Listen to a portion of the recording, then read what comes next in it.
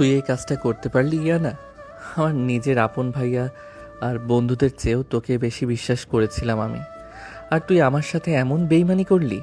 হ্যাঁ করেছি, 1000 বার করব। আপনি আমাকে আটকানোর কে? আপনার যা মন চায় আপনি করে নিতে পারেন, আমার কোনো অনুশোচনা নেই।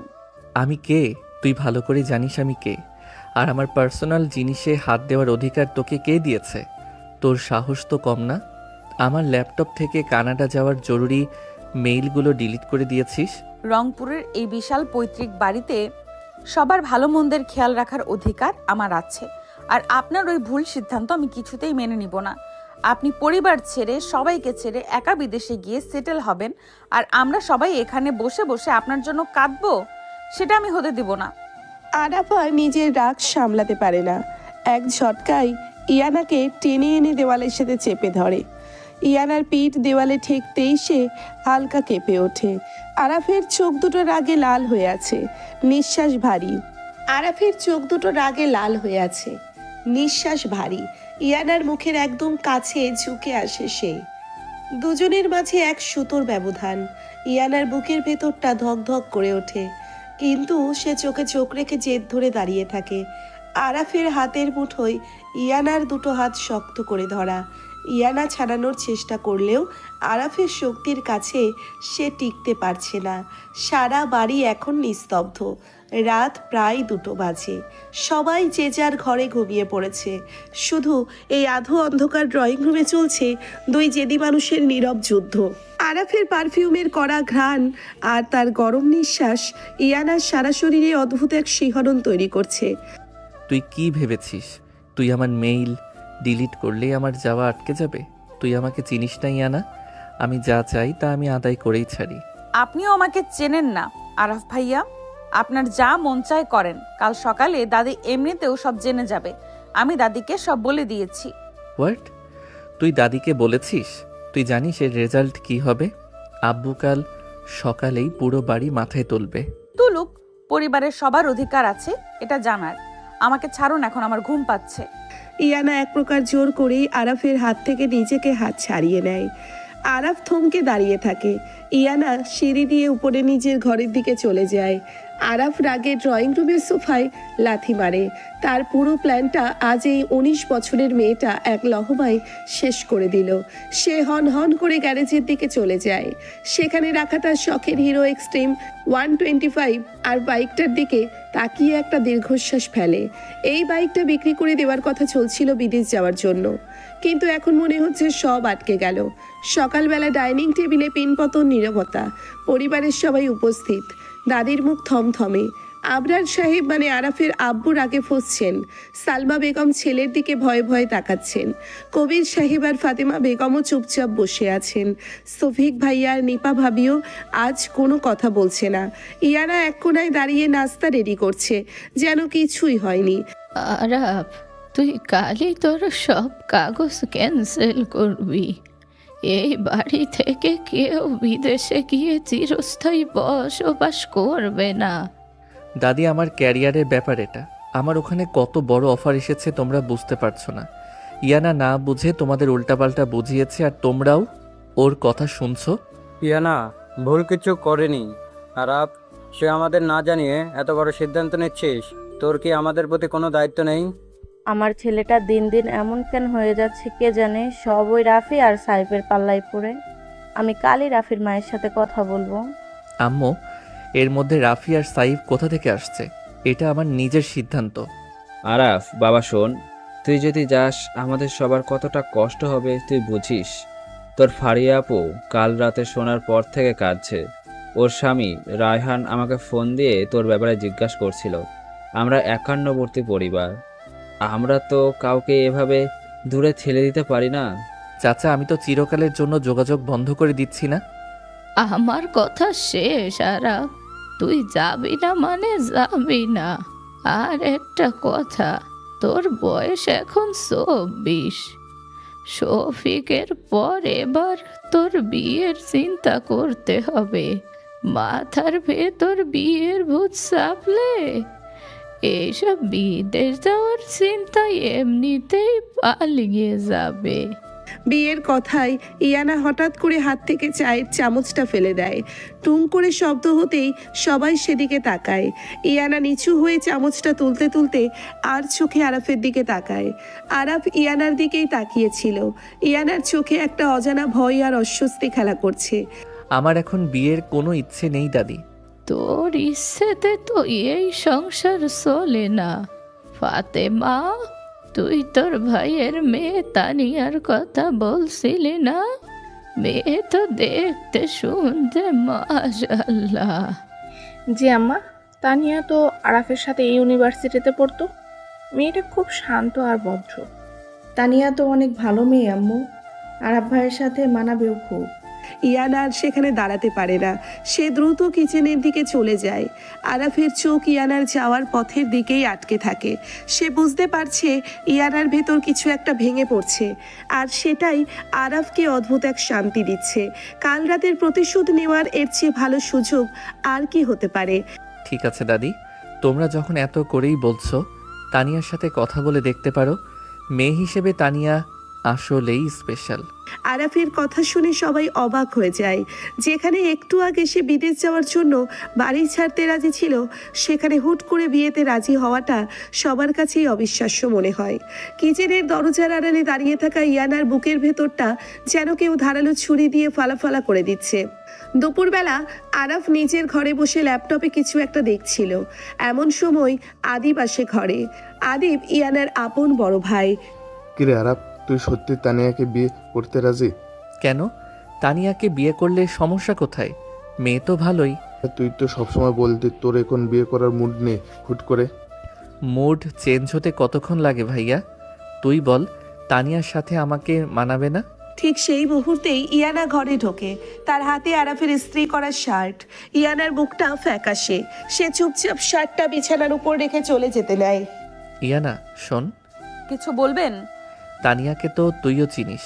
তোর কি মনে হয় তানিয়া এ বাড়ির বউ হয়ে আসলে তোদের সাথে মানিয়ে নিতে পারবে? সেটা আমি কিভাবে মানবো? আপনাদের পছন্দ হলে বিয়ে করে নিয়ে আসুন, আমি আসছি, আমার অনেক কাজ। ইয়ানা দ্রুত ঘর থেকে বেরিয়ে যায়।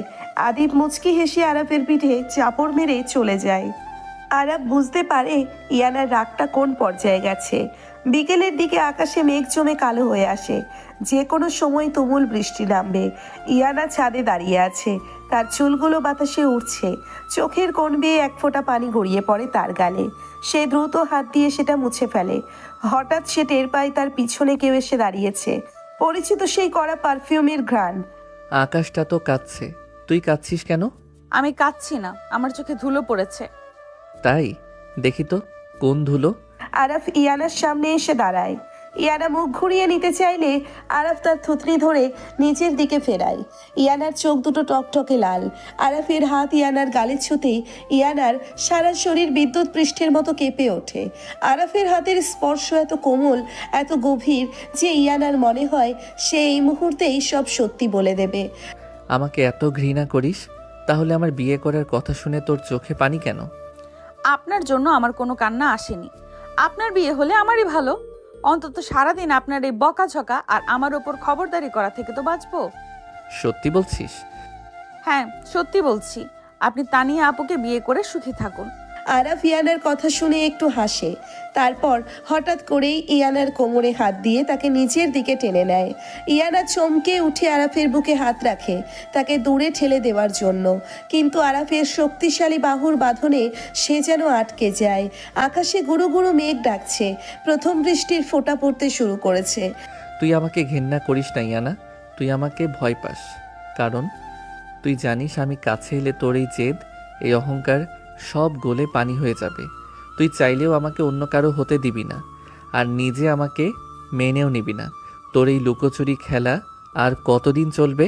আরফ ভাইয়া প্লিজ আমাকে ছাড়ুন, কেউ দেখে ফেলবে। দেখুক। আজকে আমি জানতে চাই কাল রাতে তুই আমার বিদেশ যাওয়ার প্ল্যান কেন নষ্ট করলি? শুধু পরিবারের দোহাই দিবি না, আসল কারণটা বল। আমি কোনো কারণ জানি না, আমাকে যেতে দিন। ইয়ানা ছটফট করতে থাকে। আরাফের ঠোঁট ইয়ানার কানের খুব কাছে নেমে আসে। তার গরম নিঃশ্বাস ইয়ানার ঘাড়ে আছড়ে পড়ছে। ইয়ানার চোখ নিজে থেকেই বন্ধ হয়ে আসে। তার মনে হচ্ছে সে এখনই আরাফের বুকে লুটিয়ে পড়বে। আরাফের হাত ইয়ানার কোমরের বাঁধন আরো শক্ত করে। বৃষ্টির বেগ বাড়তে থাকে। দুজনের শরীরই বৃষ্টিতে ভিজে একাকার। আরাফের ভেজা শার্টের ভেতর দিয়ে তার চওড়া বুক ইয়ানার নরম শরীরের সাথে মিশে যাচ্ছে। ইয়ানার ভেজা কাপড় তার শরীরের সাথে লেপ্টে আছে। আরাফের হাতের স্পর্শ ইয়ানার উন্মুক্ত কোমরে লাগতেই ইয়ানা শিউরে ওঠে। তুই যতক্ষণ না সত্যিটা বলবি আমি তোকে ছাড়বো না। তুই আমাকে চাস কি না আজ তোকে বলতেই হবে। আপনি কিছু বোঝেন না। আপনি কিচ্ছু বোঝেন না। কিচ্ছু বোঝেন না আপনি। আমাকে ছেড়ে দিন প্লিজ। কোথায় কষ্ট হচ্ছে তোর, বুকে নাকি এখানে? আরাফ তার এক হাত ইয়ানার কোমরের নিচ থেকে সরিয়ে তার ভেজা গালের উপর রাখে। বড় আঙ্গুল দিয়ে আলতো করে তার কাঁপা কাঁপা ঠোঁট স্পর্শ করে। ইয়ানার সারা শরীর যেন অবশ হয়ে আসছে। সে আরাফের শার্ট খামচে ধরে। আরাফের চোখে এক অদ্ভুত নেশা। সে ধীরে ধীরে ইয়ানার ঠোঁটের দিকে ঝুঁকে আসে। ইয়ানাও কোনো বাধা দেয় না, বরং সে চোখ বন্ধ করে আরাফের এই আদিম আবেগের কাছে নিজেকে সমর্পণ করে দেয়। ঠিক সেই মুহূর্তেই আরাফের প্যান্টের পকেটে থাকা ফোনটা বেজে ওঠে। ইয়ানা চমকে উঠে আরাফকে ধাক্কা দিয়ে পিছিয়ে যায়। আরাফ বাস্তবে ফিরে আসে। সে বিরক্তি নিয়ে ফোনটা বের করে দেখে একটা আননোন নাম্বার থেকে কল আসছে। হ্যালো। খুব তো ছোট চাচাতো বোনের প্রেমে হাবুডুবু খাচ্ছেন আরফ সাহেব। সাদের রোমান্স শেষ হলেই একটু বাস্তবে ফিরে আসুন। কে বলছেন আপনি? আর ফালতু কথা বলার সাহস পেলেন কোথা থেকে? সাহস তো আমার না, সাহস তো ইয়ানার। যে মেয়েটার আসল পরিচয় আপনারা কেউ জানেন না, তাকে নিয়ে এত আবেগ কিসের? মানে কি বলতে চাইছেন আপনি? আসল সত্যিটা জানলে ওই মেয়ের ছায়াও আপনি মারাবেন না। কবি সাহেবের নিজের কোনো মেয়ে নেই। ইয়ানাকে কোথা থেকে এসেছে আর আপনার বাবা আপনার সাহেবের সাথে তারে কিসের ডিল চলছে সেটা আগে নিজের দাদিকে গিয়ে জিজ্ঞেস করুন। আর হ্যাঁ, তানিয়াকে বিয়ে করার যে নাটকটা করেছেন সেটা সত্যি করে ফেলুন, নইলে ইয়ানার আসল রূপ দেখলে আপনি হয়তো আর বাঁচার ইচ্ছেই হারিয়ে ফেলবেন। ফোনটা কেটে যায়। আরাফ পাথরের মতো দাঁড়িয়ে থাকে। তার হাত থেকে ফোনটা খসে পড়ে ছাদে। সে ধীর চোখে ইয়ানার দিকে তাকায়। ইয়ানা তখনও বৃষ্টিতে ভিজে কাঁপছে। তার চোখে মুখে একটা অজানা আতঙ্ক। আরাফ ইয়ানার চোখের দিকে তাকিয়ে প্রথমবারের মতো বুঝতে পারে এই মেয়েটা শুধু একটা জেদি মেয়েই নয়, সে একটা জলজ্যান্ত রহস্য, যার শেকড় এই পরিবারের অনেক গভীরে গাথা। ছাদের নিস্তব্ধতা ভেঙে অচেনা লোকটার ফোন কেটে যাওয়ার পর আরাফ আর ইয়ানা দুজনেই স্তব্ধ হয়ে দাঁড়িয়ে থাকে। বৃষ্টির বেগ কিছুটা কমেছে, কিন্তু বাতাসের তীব্রতা বেড়েছে। আরাফ ধীর পায়ে ইয়ানার দিকে এগিয়ে যায়। ইয়ানার শরীর তখনও ভয়ে আর শীতে কাঁপছে। কে তুই ইয়ানা? কি বলছেন এসব? আমি আপনার ছোট চাচাতো বোন। আর কে হব? মিথ্যা বলবি না ইয়ানা, আমার চোখের দিকে তাকিয়ে কথা বল। লোকটা কি বলছিল ফোনে? কবির চাচার নিজের কোনো মেয়ে নেই মানে কি? আমি কিভাবে জানবো ওই বাজে লোকটাকে আর কেন এইসব আজে বাজে কথা বলছে? আপনি আমাকে যেতে দিন আরাফ ভাইয়া, আমার খুব শীত করছে। শীত করছে? একটু আগে তো বেশ বৃষ্টি বিলাস হচ্ছিল তোর। আমার বুকে মাথা রেখে তো বেশ কাঁদছিলি, তখন তো শীত লাগেনি। এখন হঠাৎ কিসের এত ভয়? কি লুকোচ্ছিস তুই আমার থেকে? আমি কিছুই লুকাচ্ছি না। আপনি একটা অচেনা লোকের কথা শুনে আমাকে সন্দেহ করছেন। তোর চোখ দুটো কাঁপছে কেন ইয়ানা? আমাকে দেখ, সোজা আমার চোখের দিক তাকিয়ে বল যে ওই লোকটা মিথ্যে বলছে। বল যে তোর সাথে আব্বুর কোনো গোপন ডিল নেই। হ্যাঁ, মিথ্যে বলছে, পুরোটাই মিথ্যে বলছে। আপনি পাগল হয়ে গেছেন, আমাকে ছাড়ুন। ইয়ানা পাশ কাটিয়ে চলে যেতে চায়, কিন্তু আরাফ এক ঝটকায় ইয়ানার হাত ধরে তাকে নিজের দিকে টেনে নেয়। ইয়ানা সজোরে হেসে আরাফের ভেজা বুকে ধাক্কা খায়। আমি তোকে ছাড়বো না, তুই আজ সত্যিটা বলবি। তোর আসল পরিচয় কি ইয়ানা? আমার পরিচয়, আমি এই বাড়ির মেয়ে। এর বাইরে আমি কিচ্ছু জানি না। আপনি আমাকে জোর করতে পারেন না। তুই মিথ্যে বলছিস, তোর এই মিথ্যে আমি বের করে আনবই। তুই যদি নিজে থেকে না বলিস তবে আমি দাদির কাছে যাচ্ছি। দাদির কাছে যাবেন না প্লিজ। কেন যাব না? তুই তো একটু আগেও বলছিলি দাদি সব জানে। তাহলে দাদিকে জিজ্ঞেস করতে তোর এত ভয় কিসের? দাদি এমনিতেই বয়স্ক মানুষ, রাত অনেক হয়েছে, এখন ওনাকে এইসব বাজে কথা বলে বিরক্ত করবেন না। তুই আমাকে আটকানোর চেষ্টা করিস না ইয়ানা। তুই আমার সাথে গেম খেলছিস আর আমি এই গেমের শেষ দেখে ছাড়বো। আরাব ইয়ানার হাত ছেড়ে দিয়ে হন হন করে নিচে নেমে যায়। ইয়ানা সেখানেই বসে পড়ে, দুই হাতে মুখ ঢেকে কাঁদতে থাকে। তার মনে হচ্ছে আজ রাতেই তার সব গোপন কথা ফাঁস হয়ে যাবে। আরাব সোজা দাদির ঘরের দিকে যায়। ঘরের দরজা ভেজানো ছিল। দাদি ঘুমাচ্ছ? না রে ভাই, বয়স হয়েছে, ঘুম কি আর সহজে আসে? আয় বস। তোর মুখটা এমন কেন? বৃষ্টিতে ভিজেছিস কেন এত রাতে? দাদি আমার একটা কথা জানার ছিল। কি কথা? বিদেশে যাওয়ার ভূত যদি আবার মাথায় চাপে তবে কিন্তু আমি শুনবো না। কালই তোকে বলে দিয়েছি তুই তানিয়াকে বিয়ে করছিস। না, সেটা নিয়ে না, আমি ইয়ানার ব্যাপারে জানতে এসেছি। ইনায়া? ওর আবার কি হলো? দাদি, ইয়ানা কি সত্যি ছোট চাচার মেয়ে? আরাফের কথা শুনে দাদির হাতের তসবিহ থেমে যায়। তিনি চমকে উঠে আরাফের দিকে তাকান। দাদির মুখের বলিরেখায় একটা স্পষ্ট আতঙ্কের ছায়া নেমে আসে। এসব কি অলক্ষণে কথা বলছিস তুই? কবিরের মেয়ে না তো কার মেয়ে হবে? আমাকে আজ একটা আননোন নাম্বার থেকে কল করে বলল ইয়ানার আসল পরিচয় নাকি অন্য। আব্বুর সাথে নাকি চাচার কোনো ডিল আছে। কোন হারামজাদা বলেছে এসব? তুই এসব ফালতু কথাই কান দিস না।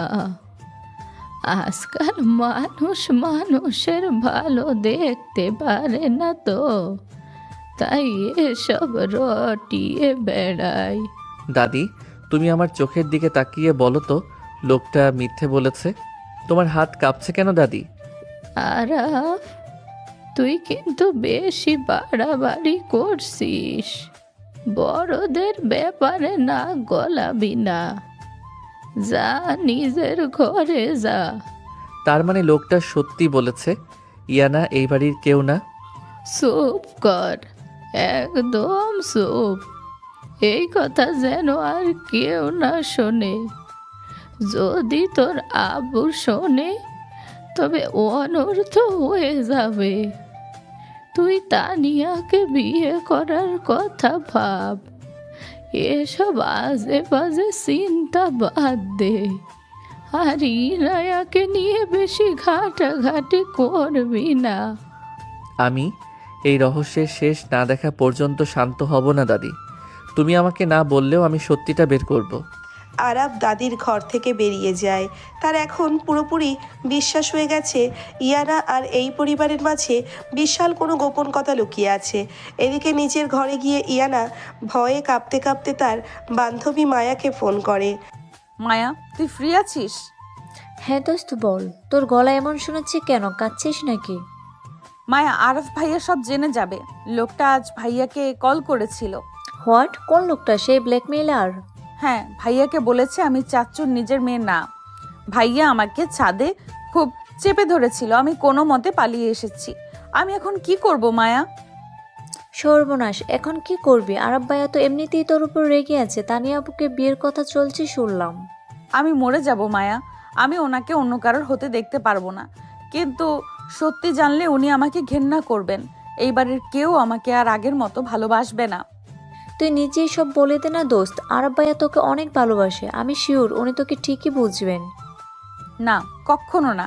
আমি এই বাড়ি ছেড়ে যাব। কাল সকালেই আমি চলে যাব। পাগলামি করিস না ইয়ানা, তুই কোথাও যাবি না। তুই আরব ভাইয়াকে নিজের দিক থেকে সামলানোর চেষ্টা কর। ওনাকে বোঝানোর চেষ্টা কর যে তুই ওনাকে কতটা চাস। উনি তো আমাকে তানিয়া আপুর কথা বলে জ্বালাচ্ছে। একটু আগে ছাদে আমাকে এমনভাবে ছুঁয়েছে আমার মনে হচ্ছিল আমি মরেই যাব। আরে গাদি, এটাই তো তোর সুযোগ। তুইও ওনার কাছাকাছি যা। সত্যিটা জানার আগেই তুই ওনার মনটা পুরোপুরি জয় করে নে। কাল সকালে আমি আসছি, দেখা করব। তুই এখন ঘুমা। সকালবেলা বসার ঘরে আজ বেশ উৎসব উৎসব পরিবেশ। ফাতেমা বেগমের ভাই তার মেয়ে তানিয়াকে নিয়ে এই বাড়িতে এসেছে। সোফায় সবাই গোল হয়ে বসে আছে।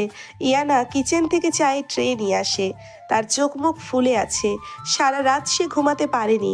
তানিয়া মা, তুই তো শুকিয়ে গেছিস, আগে তো বেশ গোলগাল ছিলি। কোথায় আন্টি, আমি তো আগের মতোই আছি, আসলে ডায়েট করছি তো একটু। না না, তানিয়াকে এখন আরো বেশি সুন্দর লাগছে, তাই না আরব ভাইয়া? ভাবি ঠিকই বলেছে, তানিয়া তো আগের চেয়ে অনেক বেশি গ্ল্যামারাস হয়ে গেছে। আরাফের কথা শুনে ইয়ানার বুকের ভেতরটা জ্বলে ওঠে। সে ইচ্ছে করেই চায়ের কাপটা তানিয়ার সামনের টেবিলে একটু জোরে নামিয়ে রাখে। থ্যাঙ্কস আরাফ, তুইও তো বেশ হ্যান্ডসাম হয়েছিস। জিম করিস নাকি রে আজকাল? এই তো হালকা পাতলা। তুই কেমন আছিস সেটা বল। আরে মা, তোরা তো একসাথে পড়ছিস, ভাবলাম তোদের একটু সামনাসামনি কথা বলিয়ে দিই। বিয়ে শাদীর কথা তো তোদের নিজেদেরই আগে পছন্দ করা উচিত। আরাফ তানিয়াকে নিয়ে ছাদ থেকে ঘুরে আয় না, ওয়েদারটা খুব সুন্দর, বসে বসে তোদের পুরোনো দিনের আড্ডা দে। হ্যাঁ চল তানিয়া, তোকে আমাদের ছাদ বাগানটা দেখাই। আমার আবার কিছু নতুন গাছও লাগানো হয়েছে। চল, আমারও খুব দেখতে ইচ্ছে করছে। তানিয়া আরাফের হাত ধরে উঠে দাঁড়ায়। ইনায়া আর নিজের রাগ সামলাতে পারে না। তার হাত থেকে হঠাৎ করেই একটা খালি চায়ের কাপ মেঝেতে পড়ে ভেঙে টুকরো টুকরো হয়ে যায়। সরি, আমার হাত থেকে পিছলে পড়ে গেছে। সাবধানে কাজ করতে পারিস না? সব জায়গায় শুধু ঝামেলা পাকানো তোর স্বভাব। দেখে কাজ করতে কি হয়? আমি পরিষ্কার করে দিচ্ছি, আপনি এত চিন্তা করতে হবে না। আরে ইয়ানা, তুই এত টেনশন করছিস কেন? আরাফ, তুই ওকে এভাবে বকছিস কেন? ও তো ছোট, বাদ দে না। ছোট না, ও হচ্ছে আস্ত একটা ডেঞ্জার। তুই চল তো তানিয়া, এখানে থাকলে আমার মেজাজ আরও খারাপ হবে। আরাফ তার তানিয়া ছাদের দিকে চলে যায়। ইয়ানা ভাঙা কাপের টুকরো পরিষ্কার করতে করতে নিজের ঠোঁট কামড়ে ধরে কান্না আটকানোর চেষ্টা করে। তার দুপুরে রান্নার কোনো ইচ্ছেই ছিল না, কিন্তু আরাফ যখন ইচ্ছে করে তাকে রাগানোর চেষ্টা করছে তখন সেও ছেড়ে দেওয়ার পাত্রী নয়। দুপুর গড়িয়ে বিকেল হয়ে আসে। তানিয়া আর তার বাবা চলে যাওয়ার পর আরাফ নিচের ঘরে বসে ল্যাপটপে কাজ করছিল। ইয়ানা এক মগ ব্ল্যাক কফি নিয়ে আরাফের ঘরে ঢোকে। আপনার কফি। এখানে রেখে যা। আর শোন তানিয়া, আজ বিকেলে আবার আসবে। তুই ওর জন্য স্পেশাল কিছু নাস্তা বানাস। আমি কেন বানাবো? বাড়িতে তো কাজের মানুষ আছে। আমি কি আপনাদের চাকরানি নাকি? তুই বানাবি, কারণ আমি তোকে বলছি তানিয়া আমার হবু বউ, ওর যত্ন নেওয়া তোর দায়িত্ব। হবু বউ? এত তাড়াতাড়ি হবু বউ বানিয়ে ফেললেন? কাল রাত পর্যন্ত তো আমার সাথে ছাদে অন্য নাটক করছিলেন। নাটক আমি করছিলাম নাকি তুই করছিস ইয়ানা? কাল রাতে তুই আমাকে বলতে বাধ্য করেছিলি। আমি আপনাকে কিছুই বাধ্য করিনি, আপনি নিজেই তো সুযোগ খুঁজছিলেন আমাকে ছোঁয়ার। মুখ সামলে কথা বল। আমি আরাফ, আমি যা করি বুঝে শুনেই করি। তাই তো দেখছি, তানিয়া আপুকে দেখে তো গোলে পানি হয়ে গেছেন। আপনাদের রোম্যান্স দেখে আমার বমি আসছিল। তোর কি হিংসে হচ্ছে ইয়ানা? আমার কেন হিংসা হবে? আমি তো চাই আপনারা বিয়ে করে দূরে কোথাও গিয়ে মরে যান, আমার চোখের সামনে থেকে দূর হয়ে যান আপনারা। ইয়ানার কথা শুনে আরাফ রাগে ল্যাপটপটা বন্ধ করে উঠে দাঁড়ায়। সে ধীর পায়ে ইয়ানার দিকে এগিয়ে যায়। ইয়ানা পিছিয়ে যেতে যেতে দেওয়ালের সাথে মিশে যায়। আরাফ তার দুই হাত ইয়ানার মাথায় দুই পাশে দেওয়ালে রেখে তাকে পুরোপুরি বন্দি করে ফেলে। তুই সত্যি চাস আমি তানিয়াকে বিয়ে করি? হ্যাঁ চাই, খুব চাই। চোখের দিকে তাকিয়ে বল। চোখ নামিয়ে নিচ্ছিস কেন? ছাড়ুন আমাকে, আপনার ঘর থেকে আমাকে বের হতে হবে। বের হতে দেব না। সবাই জানুক তুই কতটা বেহায়া। আমার কাছে আসতে চাস, আবার মুখে বলিস অন্য কথা। আমি বেহায়া? আর আপনি কি? কাল রাতে বৃষ্টিতে ভিজে আমার সাথে যা যা করেছেন সেটা কি খুব ভদ্রলোকের কাজ ছিল? আমার কোমরে হাত দেওয়া, আমাকে বুকের সাথে চেপে ধরা, এসব কি ভদ্রতা? আমি তোকে আদর করেছি কারণ আমার অধিকার আছে। কিসের অধিকার? আমি আপনার কেউ না। কেউ না? কেউ না? তাহলে কাল রাতে যখন তোকে ছুঁয়েছিলাম তখন তো আমাকে বাধা দিসনি, উল্টো তুইও তো আমাকে জড়িয়ে ধরেছিলি। তুই তো তোর চোখ বন্ধ করে নিয়েছিলি ইয়ানা। চুপ করুন, একদম চুপ করুন। কেন? লজ্জা লাগছে শুনতে? তোর ঠোঁটের ওই কাঁপুনি আমি কাল রাতে খুব কাছ থেকে দেখেছি ইয়ানা। তোর নিঃশ্বাসের গতি আমি নিজের বুকে অনুভব করেছি। আমি জানি তুই আমাকে কতটা চাস। আপনি একটা জানোয়ার আরাফ ভাইয়া, আমি আপনাকে ঘৃণা করি। আরাফ হঠাৎ করেই ইয়ানার অনেক কাছাকাছি চলে আসে, তার ঠোঁট ইয়ানার গালের একদম কাছে। আরাফের নিঃশ্বাস ইয়ানার উন্মুক্ত ঘাড়ে আছড়ে পড়ছে। ইয়ানা ভয়ে আর উত্তেজনায় চোখ বন্ধ করে ফেলে, তার সারা শরীরে অদ্ভুত এক কাঁপুনি শুরু হয়। তুই আমাকে ঘৃণা করিস না ইয়ানা, তুই আমাকে ভালোবাসিস, কিন্তু তোর ওই জেদ আর মিথ্যে অহংকার তোকে সেটা স্বীকার করতে দেয় না। আর তুই হচ্ছিস একটা আস্ত মিথ্যেবাদী। তোর আসল পরিচয়টা কি সেটা আমি আজ বিকেলের মধ্যেই বের করব। যা খুশি করুন, আমি পরোয়া করি না, কিন্তু আমাকে ছোবেন না। ছুলে কি করবি? কাউকে বলে দিবি? বল না, বল যে আরাফ ভাইয়া আমাকে ঘরের ভেতর আটকে রেখে আদর করছে। আরাফ তার ডান হাত দিয়ে ইয়ানার কোমর শক্ত করে জড়িয়ে ধরে তাকে নিজের বুকের সাথে মিশিয়ে নেয়। ইয়ানার চোখ বড় বড় হয়ে যায়। সে আরাফের শার্ট কামচে ধরে তাকে ঠেলে সরানোর চেষ্টা করে, কিন্তু আরাফের পেশিবহুল শরীরের কাছে সে হার মানে। আরাফের ঠোঁট ইয়ানার কানের লতিতে আলতো করে ছুঁয়ে যায়। ইয়ানা একটা ছোট্ট শব্দ করে আরাফের কাঁধে মাথা এলিয়ে দেয়। তুই খুব নরম ইয়ানা, বাইরে থেকে যতটা শক্ত দেখাস ভেতর থেকে ততটাই নরম। আমি চাইলেই তোকে এখনই আমার করে নিতে পারি। প্লিজ আরাফ ভাইয়া, আমাকে যেতে দিন, কেউ দেখে ফেলবে। দেখুক, আমি চাই সবাই দেখুক। আরাফ ইয়ানাকে আরো শক্ত করে চেপে ধরে। ইয়ানা আর কোনো বাধা দেয় না, সেও তার দুই হাত আরাফের পিঠ জড়িয়ে ধরে। দুজনের মাঝের সব দূরত্ব যেন এক মুহূর্তেই মুছে যায়। কিন্তু হঠাৎ করেই দরজার বাইরে আবরার সাহেব আর কবির সাহেবের গলা শুনে আরাফ থমকে যায়। সে দ্রুত ইয়ানাকে ছেড়ে দিয়ে দরজার পাশে সরে দাঁড়ায়। ইয়ানা হাঁপাতে হাঁপাতে নিজের ওড়না ঠিক করে নেয়। লোকটা আবার ফোন করেছিল কবির। ভাইজান, আমি তো ভয়ে আছি। ইয়ানা যদি কিছু জানতে পারে। ইয়ানা কিছু জানাবে না, ওকে আমরা আমাদের মেয়ের মতোই বড় করেছি, কিন্তু ওই ব্ল্যাকমেলার টাকা চাচ্ছে। কত টাকা চাইছে এবার? 10 লাখ, না হলে ও আরাফকে সব বলে দেবে। ও বলেছে ইয়ানার আসল বাবার পরিচয় ও সবাইকে জানিয়ে দেবে। আরাফ জানতে তো আর এই বাড়িতে থাকবে না ভাইজান। ও এমনিতেই জেদি। আর ইয়ানাও যদি জানে যে আমি ওর আসল বাবা না, মেয়েটা তো মরে যাবে কষ্টে। আমি আজই টাকার ব্যবস্থা করছি। ইয়ানার আসল বাবার পরিচয় যেন এই বাড়ির কেউ না জানে। দরজার আড়ালে দাঁড়িয়ে আরাফ আর ইয়ানা দুজনেই সব কথা শুনতে পায়। ইয়ানা দুই হাতে নিজের মুখ চেপে ধরে কান্নায় ভেঙে পড়ে। সে বুঝতে পারে না এখন তার কি করা উচিত। আর আরাফের চোখে তখন রাজ্য জয়ের মতো এক অদ্ভুত দৃষ্টি। সে ইয়ানার দিকে ফিরে তাকায়। ইয়ানা ফ্যালফ্যাল করে আরাফের দিকে তাকিয়ে থাকে। আরাফ মুচকি হেসে ইয়ানার দিকে এক পা এগিয়ে আসে। ইয়ানার মনে হতে থাকে তার সাজানো মিথ্যার দুনিয়াটা বুঝি আজই আরাফের পায়ের নিচে ভেঙে গুঁড়ো গুঁড়ো হয়ে যাবে।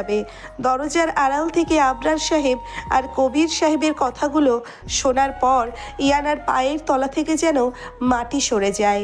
তার চোখের সামনে পুরো পৃথিবীটা ঘুরতে থাকে। সে দুই হাতে নিজের মুখ চেপে ধরে ফ্লোরে বসে পড়ে। তারপর এতদিনের অহংকার, জেদ, এই বাড়ির ওপর তার যে অধিকার বোধ ছিল সব যেন এক মুহূর্তেই কাচের মতো ভেঙে টুকরো টুকরো হয়ে গেল। সে এই বাড়ির কেউ না, কবির চাচা তার আসল বাবা না, তাহলে সে কে? ইয়ানা, আমার দিকে তাকা। আমাকে ছোবেন না আপনি, একদম ছোবেন না। আমি কেউ না এই বাড়ির, আমি একটা অনাথ। আপনাদের দয়ায় বেঁচে আছি এতগুলো বছর ধরে। চুপ কর, একদম চুপ। আর একবার অনাথ শব্দটা মুখে আনলে আমি তোকে খুন করে ফেলবো ইয়ানা। তুই এই বাড়ির মেয়ে ছিলি, আছিস আর থাকবি। মিথ্যা কথা, আপনারা সবাই মিলে আমাকে ঠকিয়েছেন। আব্বু মানে কবির চাচা আমাকে এত বছর ধরে মিথ্যা বলেছে। আমার আসল বাবা কে? কোথা থেকে এসেছি আমি? ওই লোকটা কে যে আব্বুকে ব্ল্যাকমেল করছে? ইয়ানা হাউমাউ করে কেঁদে ওঠে। আরাফ আর নিজেকে সামলাতে পারে না।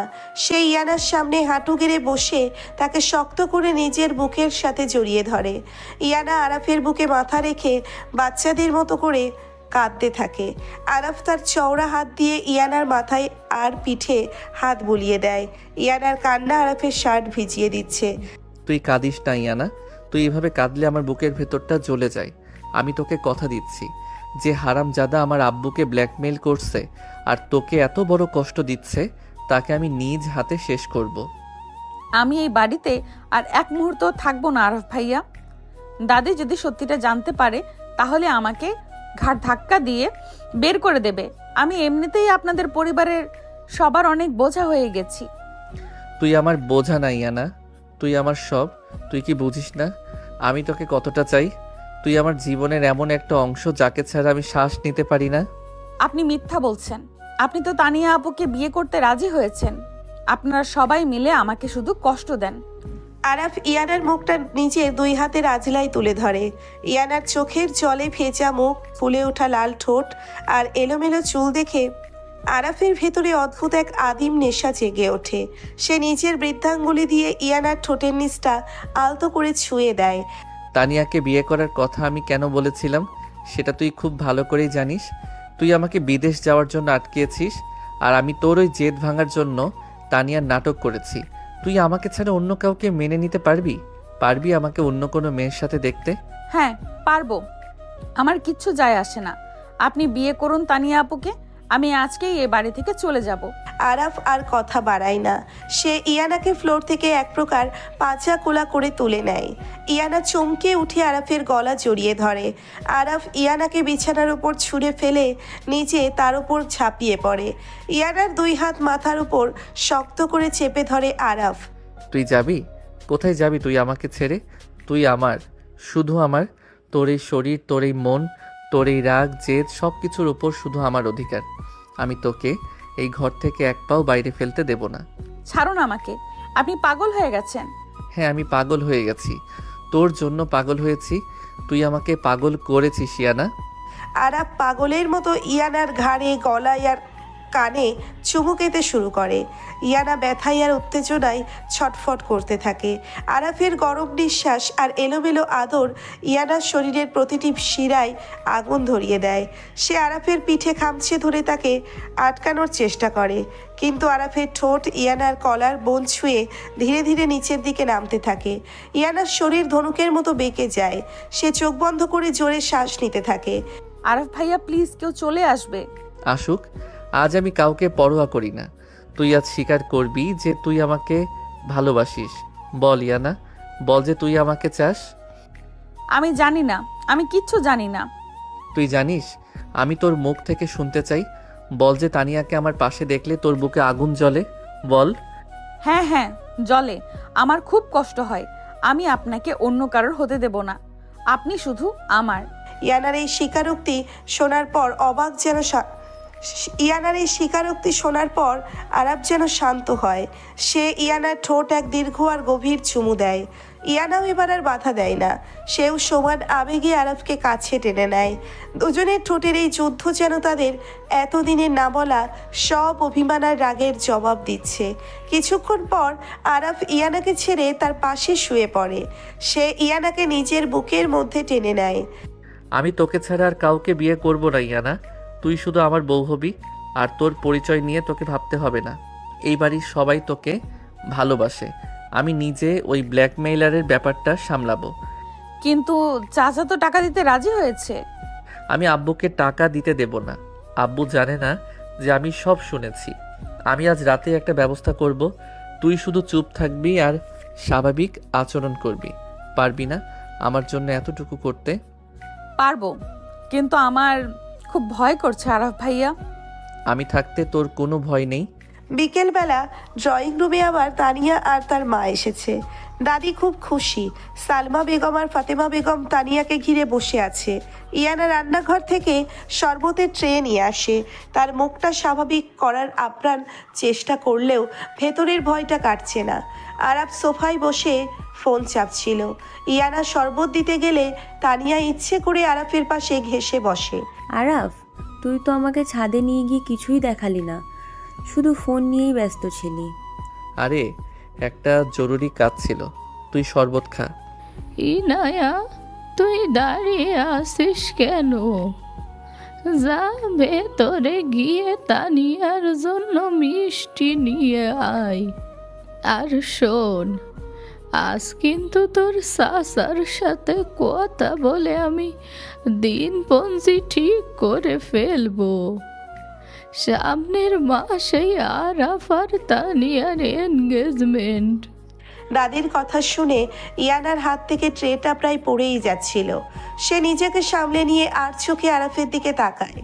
আরাফ নির্বিকার ভঙ্গিতে শরবত খাচ্ছে। ইয়ানার বুকটা আবার ধক করে ওঠে। আরাফ কি সত্যিই তানিয়াকে বিয়ে করতে চায়? সকালে ঘরে যা হলো সেটা কি শুধু তার সাথে খেলা ছিল? আমি মিষ্টি আনছি দাদি। ইয়ানা, একটু তাড়াতাড়ি দিস ভাই, আমার আবার ডায়াবেটিসের প্রবলেম আছে তো, সুগার ফ্রি মিষ্টি দিস। আপনার ডায়াবেটিক্স এই বয়সেই? তাহলে তো আরাফ ভাইয়ের চিন্তা করা উচিত। বিয়ের পর হসপিটালেই বেশি দৌড়াতে হবে মনে হচ্ছে। ইয়ানার কথা শুনে ড্রয়িং রুমের সবাই থমকে যায়। আরাফ মুখ টিপে হাসে। তানিয়ার মা রেগে ইয়ানার দিকে তাকায়। এ কেমন কথা ইয়ানা? ফাতেমা তোমার ভাসুরের মেয়ে তো দেখছি মুখে মুখে খুব তর্ক করে শিখেছে, বড়দের কিভাবে কথা বলতে হয় সেই আদব কায়দাও শেখেনি। ইয়ানা, তুই চুপ করবি? যা ভেতরে যা। আমি তো সত্যি কথাই বললাম। আরাফ ভাইয়া তো আর ডাক্তার না যে সারাদিন রোগীর সেবা করবে। আমার বউয়ের সেবা করতে আমার কোনো সমস্যা নেই ইয়ানা, তুই বরং মিষ্টি নিয়ে আয়, তানিয়ার সাথে বসে আমিই খাবো। আরাফের এই কথায় ইয়ানার মাথা আরো গরম হয়ে যায়। সে রাগে গিজগিজ করতে করতে রান্নাঘরের দিকে চলে যায়। আরাফ তানিয়াকে খুশি করার জন্য হাসি মুখে কথা বলতে থাকে, কিন্তু তার নজর ছিল রান্নাঘরের দরজার দিকে। কিছুক্ষণ পর ইয়ানা মিষ্টির বাটি নিয়ে আসে। সে ইচ্ছে করে বাটিটা এমনভাবে রাখে যাতে কিছুটা রস তানিয়ার দাবির শাড়ির ওপর ছিটকে পড়ে। আহ, কি করছিস ইয়ানা? আমার শাড়িটা নষ্ট করে দিলি। তুই কি অন্ধ? ইস, সরি তানিয়া আপু, আমি আসলে খেয়াল করিনি। আপনি তো আবার অনেক স্লিম, তাই চোখে পড়েনি হয়তো। ইরায়া, তুই ইচ্ছা করে এসব করছিস তাই না? তোর সমস্যাটা কি? দাদি ওকে বকো না, ও আসলে একটু নার্ভাস। তানিয়া তুই বাথরুমে গিয়ে ধুয়ে আয়। ইয়ানা তুই তানিয়াকে হেল্প কর। আমি পারবো না, আমার অনেক কাজ আছে। ইয়ানা হনহন করে নিজের ঘরের দিকে চলে যায়। আরাফ উঠে দাঁড়ায়। আমি দেখছি দাদি, তুই চিন্তা করিস না তানিয়া, আমি ইয়ানাকে দিয়ে তোর শাড়ি পরিষ্কার করিয়ে আনছি। আরাফ ইয়ানার পিছু পিছু তার ঘরের দিকে যায়। ইয়ানা নিজের ঘরে ঢুকে দরজা লাগাতে যাবে, ঠিক তখন আরাফ পা দিয়ে দরজা আটকে দেয় এবং জোর করে ভিতরে ঢুকে যায়। সে ভেতর থেকে দরজাটা লক করে দেয়। আপনি আমার ঘরে কেন এসেছেন? যান, আপনার হবু বউয়ের শাড়ি পরিষ্কার করে দিন গিয়ে। তুই এত হিংসে করতে পারিস ইয়ানা? আমার তো জানাই ছিল না। আমি কোনো হিংসা করছি না। আপনি আমার ঘর থেকে বের হবেন নাকি আমি চিৎকার করব? চিৎকার কর, সবাই জানুক তুই আমাকে কতটা ভালোবাসিস, আর তানিয়াকে আমার পাশে দেখে তোর কতটা হিংসে হচ্ছে। আপনি একটা মিথ্যাবাদী। সকালে আমাকে বললেন আমাকে ছাড়া কাউকে বিয়ে করবেন না, আর এখন সবার সামনে তানিয়া আপুকে নিয়ে আহ্লাদ করছেন। আরাফ হাসতে হাসতে ইয়ানাকে টেনে নিজের কাছে নিয়ে আসে। ইয়ানা আরাফের বুকে কিল মারতে থাকে। আরাফ ইয়ানার দুই হাত ধরে তাকে নিজের বুকের সাথে শক্ত করে চেপে ধরে। তুই একটা গাধি ইয়ানা, তুই বুঝতে পারছিস না আমি এসব কেন করছি। দাদি যদি একবার সন্দেহ করে যে আমাদের মধ্যে কিছু চলছে, তাহলে তোকে এই বাড়ি থেকে এখনই বের করে দেবে। আর তোর আসল পরিচয়ের ব্যাপারটা নিয়ে দাদি এমনিতেই সেনসিটিভ। আমি তানিয়ার নাটকটা করছি যাতে সবাই আমাকে নিয়ে ব্যস্ত থাকে, আর আমি ওই ব্ল্যাকমেইলারের কাজটা শেষ করতে পারি। সরি বলছেন? আপনি আমাকে ঠকাচ্ছেন না তো? তোকে ঠকিয়ে আমি কোথায় যাব? আমার তো সকাল বিকেল তোর ঝগড়া না শুনলে ভাত হজম হয় না। আরাফ ইয়ানার কপালে একটা চুমু দেয়। ইয়ানার রাগ এবার কিছুটা কমে আসে। সে আরাফের বুকের মাথা রাখে। আরাফ ভাইয়া, আব্বু যখন টাকা দিতে যাবে আপনি জানেন? আমি আব্বুর ফোনে মেসেজ চেক করেছি। আজ রাত 10টায় পুরনো রেল স্টেশনের পেছনের গোডাউনে টাকা দিতে বলেছে। আমি আব্বুর আগেই ওখানে পৌঁছাবো। আমিও আপনার সাথে যাব। একদম না, তুই ঘরে থাকবি। এটা অনেক ডেঞ্জারাস হতে পারে। না, এটা আমার জীবনের প্রশ্ন। আমার আসল পরিচয় আমি নিজের চোখে দেখতে চাই। আমি জানতে চাই কে আমাকে এই বাড়ি থেকে বের করতে চায়। প্লিজ আরাফ ভাইয়া, আমাকে সাথে নিয়ে চলুন, আমি দূর থেকে শুধু দেখব। আরাফ ইয়ানার জেদের কাছে হার মানে। সে জানে ইয়ানাকে ধরে আটকে রাখলে সে কোনো না কোনো বোকামি করে বসবে। ঠিক আছে, কিন্তু তুই আমার কথার বাইরে এক পাও নড়বি না। রাত 9:30টায় পেছনের গেট দিয়ে বের হবি। আমি বাইক নিয়ে গলির মোড়ে দাঁড়াবো। রাত 9:30, পুরো বাড়ি নিস্তব্ধ। সবাই ডিনার করে নিজেদের ঘরে চলে গেছে। ইয়ানা একটা কালো বোরখা পরে মুখ ঢেকে পেছনের গেট দিয়ে চুপচাপ বেরিয়ে যায়। গলির মোড়ে আরাফ বাইক নিয়ে অপেক্ষা করছিল। ইয়ানা গিয়ে আরাফের পিছনে বসে। আরাফ বাইক স্টার্ট দিয়ে পুরনো রেল স্টেশনের দিকে ছুটে যায়। রাতের অন্ধকার আর বাইকের তীব্র গতি ইয়ানার বুকের ভিতরটা কাঁপিয়ে দিচ্ছে। সে ভয়ে আরাফকে শক্ত করে জড়িয়ে ধরে। আরাফ ইয়ানার হাত দুটো নিজের পেটের ওপর আরো শক্ত করে চেপে ধরে তাকে সাহস দেয়। 10 মিনিটের মধ্যে তারা গোডাউনের কাছে পৌঁছে যায়। আরাফ বাইকটা একটু দূরে অন্ধকারে পার্ক করে। তুই এখানে থাক ইয়ানা, আমি ভেতরে গিয়ে দেখছি। না, আমি আপনার সাথে যাব। আমার ভয় করছে এখানে একা থাকতে। আরাফ আর ইয়ানা ধীর পায়ে গোডাউনের পেছনের ভাঙা দেওয়ালের কাছে গিয়ে দাঁড়ায়। ভেতরটা অন্ধকার, শুধু একটা টিমটিমে লাইট জ্বলছে। তারা দেখতে পায় আবরার সাহেব একটা ব্রিফকেস হাতে নিয়ে ভেতরে প্রবেশ করছেন। তার চোখ মুখে স্পষ্ট আতঙ্ক। আমি টাকা নিয়ে এসেছি, এবার বল ইয়ানার আসল বাবা কে, আর তোর কাছে কি প্রমাণ আছে? গোডাউনের অন্ধকারের ভেতর থেকে একটা ছায়া ধীরে ধীরে সামনে এগিয়ে আসে। লোকটার মুখ একটা কালো মাস্ক দিয়ে ঢাকা। সে আবরার সাহেবের হাত থেকে ব্রিফকেসটা ছিনিয়ে নেওয়ার চেষ্টা করে। টাকাটা আগে দেখি, প্রমাণ আমি দিয়ে যাব।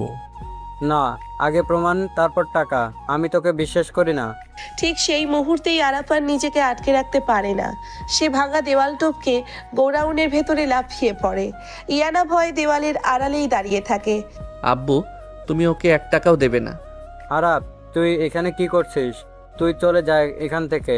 আমি সব জানি আব্বু, ইয়ানার পরিচয়ের ব্যাপারটা আমি শুনেছি, কিন্তু তুমি এই ক্রিমিনালকে টাকা দিয়ে পার পেতে পারো না। আরাফ লোকটার কলার চেপে ধরে সজোরে একটা ঘুষি মারে। লোকটা ছিটকে মাটিতে পড়ে যায়। তার হাতের ব্রিফকেসটা দূরে গিয়ে পড়ে।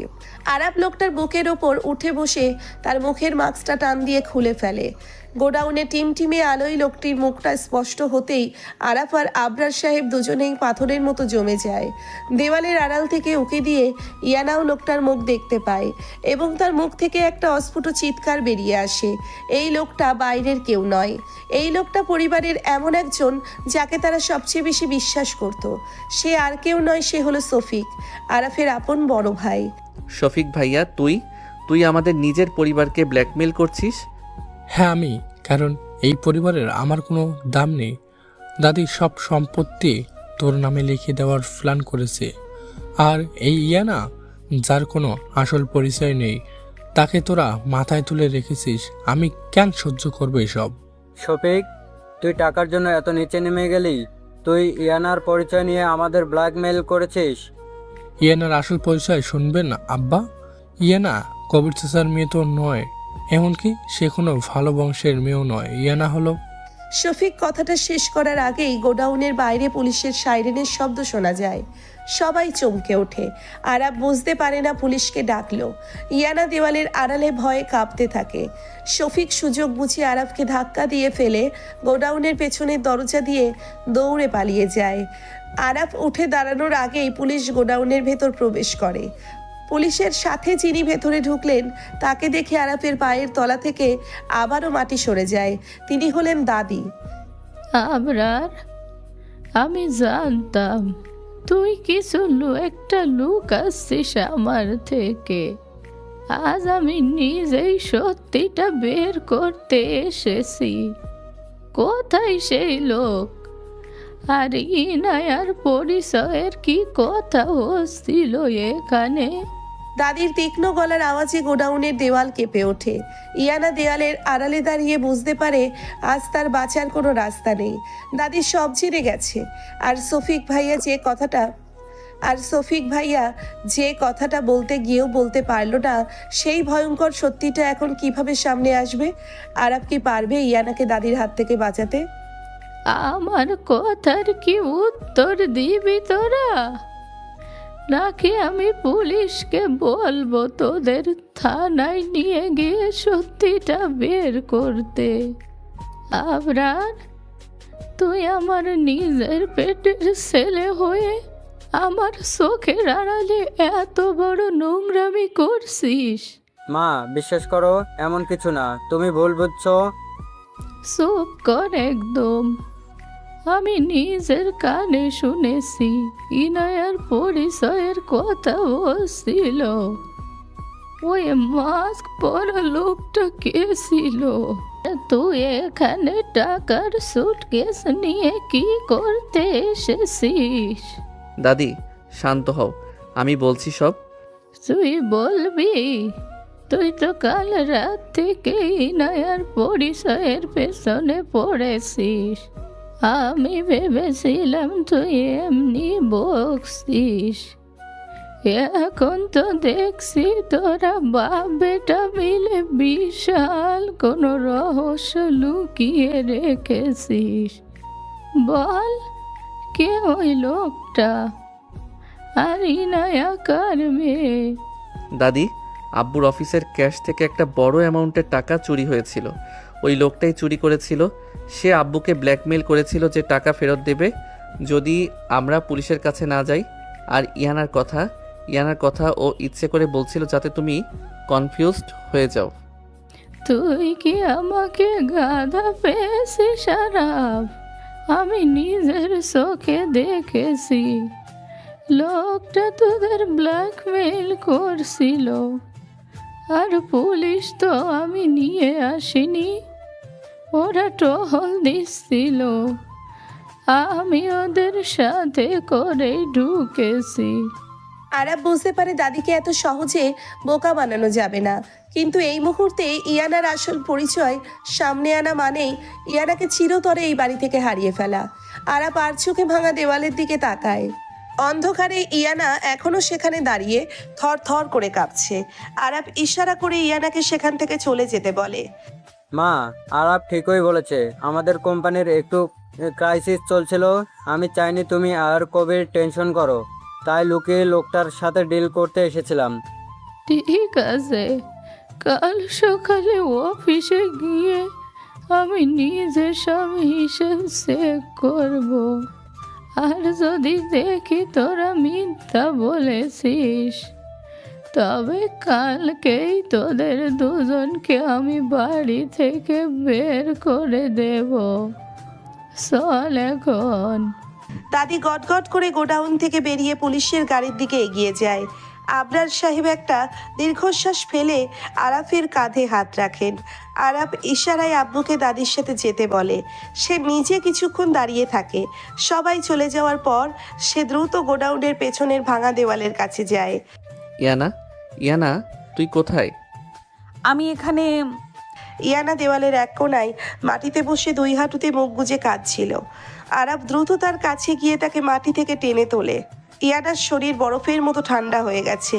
সে আরাফের বুকে মাথা রেখে ফুপিয়ে ফুপিয়ে কাঁদতে থাকে। শফিক ভাইয়া ওই কথাগুলো কেন বললো আরফ ভাইয়া? আমি কি সত্যিই কোনো খারাপ বংশের মেয়ে? আমার আসল মা বাবা কি কোনো নোংরা মানুষ ছিল? শাট আপ ইয়ানা, একদম বাজে কথা বলবি না। শফিক একটা জানোয়ার। ও টাকার জন্য নিজের পরিবারকে ব্ল্যাকমেল করতে পারে। ও তোকে মিথ্যা বলতে পারবে না। না, ও মিথ্যা বলেনি। আমি বুঝতে পেরেছি আমার নিজের ভেতরেই একটা নোংরা রক্ত বইছে। আমি আপনাদের এই পবিত্র পরিবারের কেউ না। আমাকে ছোবেন না আরাফ। আপনি আপনার ঘেন্না করছেন আমাকে ছুতে। ইয়ানা হঠাৎ করেই আরাফকে ধাক্কা দিয়ে দূরে সরিয়ে দেয়। আরাফের চোয়াল শক্ত হয়ে যায়। সে এক ঝটকায় ইয়ানার হাত ধরে তাকে দেওয়ালের সাথে সজোরে চেপে ধরে। ঘেন্না? তোকে ছুতে আমার ঘেন্না করবে? তুই কি পাগল হয়ে গেছিস ইয়ানা? হ্যাঁ, আমি পাগল হয়ে গেছি। আমাকে ছেড়ে দিন। আমি এই নোংরা শরীর নিয়ে আপনাদের বাড়িতে আর যাব না। আমি এক্ষুনি দূরে কোথাও চলে যাব। তুই কোথাও যাবি না। তুই আমার, বুঝতে পেরেছিস? তোর রক্তে কি আছে, তোর মা বাবাকে, সেসব আমার জানার কোনো দরকার নেই। আমি শুধু জানি তুই ইয়ানা, আর তুই আমার বউ হবি। আমি আপনার বউ হতে পারবো না। দাদি আমাকে ঘাট ধাক্কা দিয়ে বের করে দেবে। আর তানিয়া আপু। ইয়ানার কথা শেষ হওয়ার আগেই আরাফ তার ঠোঁট দিয়ে ইয়ানার কথা বন্ধ করে দেয়। একটা বুনো আর আক্রোশ মেশানো চুপু। ইয়ানা চমকে ওঠে, আরাফের বুকে হাত রাখে, কিন্তু আরাফের শক্তির কাছে সে কিছুই না। আরাফ তার দুই হাত দিয়ে ইয়ানার বুকটা শক্ত করে ধরে রাখে। ইয়ানার ঠোঁট কেটে হালকা রক্ত বেরিয়ে আসে, কিন্তু আরাফ থামে না। সে যেন তার সমস্ত রাগ, সমস্ত ভালোবাসা আর অধিকার বোধ এই চুমুর ব্যবধানে ইয়ানার ভেতরে ঢুকিয়ে দিতে চাইছে। কিছুক্ষণ পর আরাফ যখন ইয়ানার ঠোঁট ছাড়ে, ইয়ানা তখন হাঁপাচ্ছে। তার চোখ দিয়ে অঝরে পানি পড়ছে। আরাফ ইয়ানার কপালের সাথে নিজের কপাল ঠেকায়। আর কোনোদিন বলবি যে তোকে ছুতে আমার ঘেন্না করে? বলবি আর কোনোদিন যে তুই নোংরা? তুই আমার জীবনের সবচেয়ে পবিত্র জিনিস ইয়ানা। তোকে ছাড়া আমি এক মুহূর্ত বাঁচার কথা ভাবতে পারি না। আরাফ ভাইয়া, আমার খুব কষ্ট হচ্ছে। আমি জানি, কিন্তু তুই আমাকে বিশ্বাস কর, আমি সব কিছু ঠিক করে দেব। শফিককে আমি ওর যোগ্য শাস্তি দেব, কিন্তু তুই আমার কাছ থেকে দূরে যাওয়ার কথা ভুলেও মাথায় আনবি না। চল এখন, দাদির আগে আমাদের বাড়ি পৌঁছাতে হবে। আরাফ ইয়ানাকে নিয়ে বাইকে ওঠে। সারা রাস্তা ইয়ানা আরাফকে শক্ত করে জড়িয়ে ধরে তার পিঠে মুখ লুকিয়ে কাঁদে। আরাফ এক হাতে বাইক চালায় আর অন্য হাতে ইয়ানার হাতটা নিজের পেটের উপর শক্ত করে চেপে ধরে রাখে। বাড়ি পৌঁছানোর পর আরাফ ইয়ানাকে পেছনের দরজা দিয়ে ভেতরে ঢুকিয়ে দেয়। ইয়ানা চুপচাপ নিজের ঘরে চলে যায়। কিছুক্ষণ পর দাদি আর আবরার সাহেবও বাড়িতে ঢোকেন। সারা রাত আর কেউ কারোর সাথে কথা বলে না।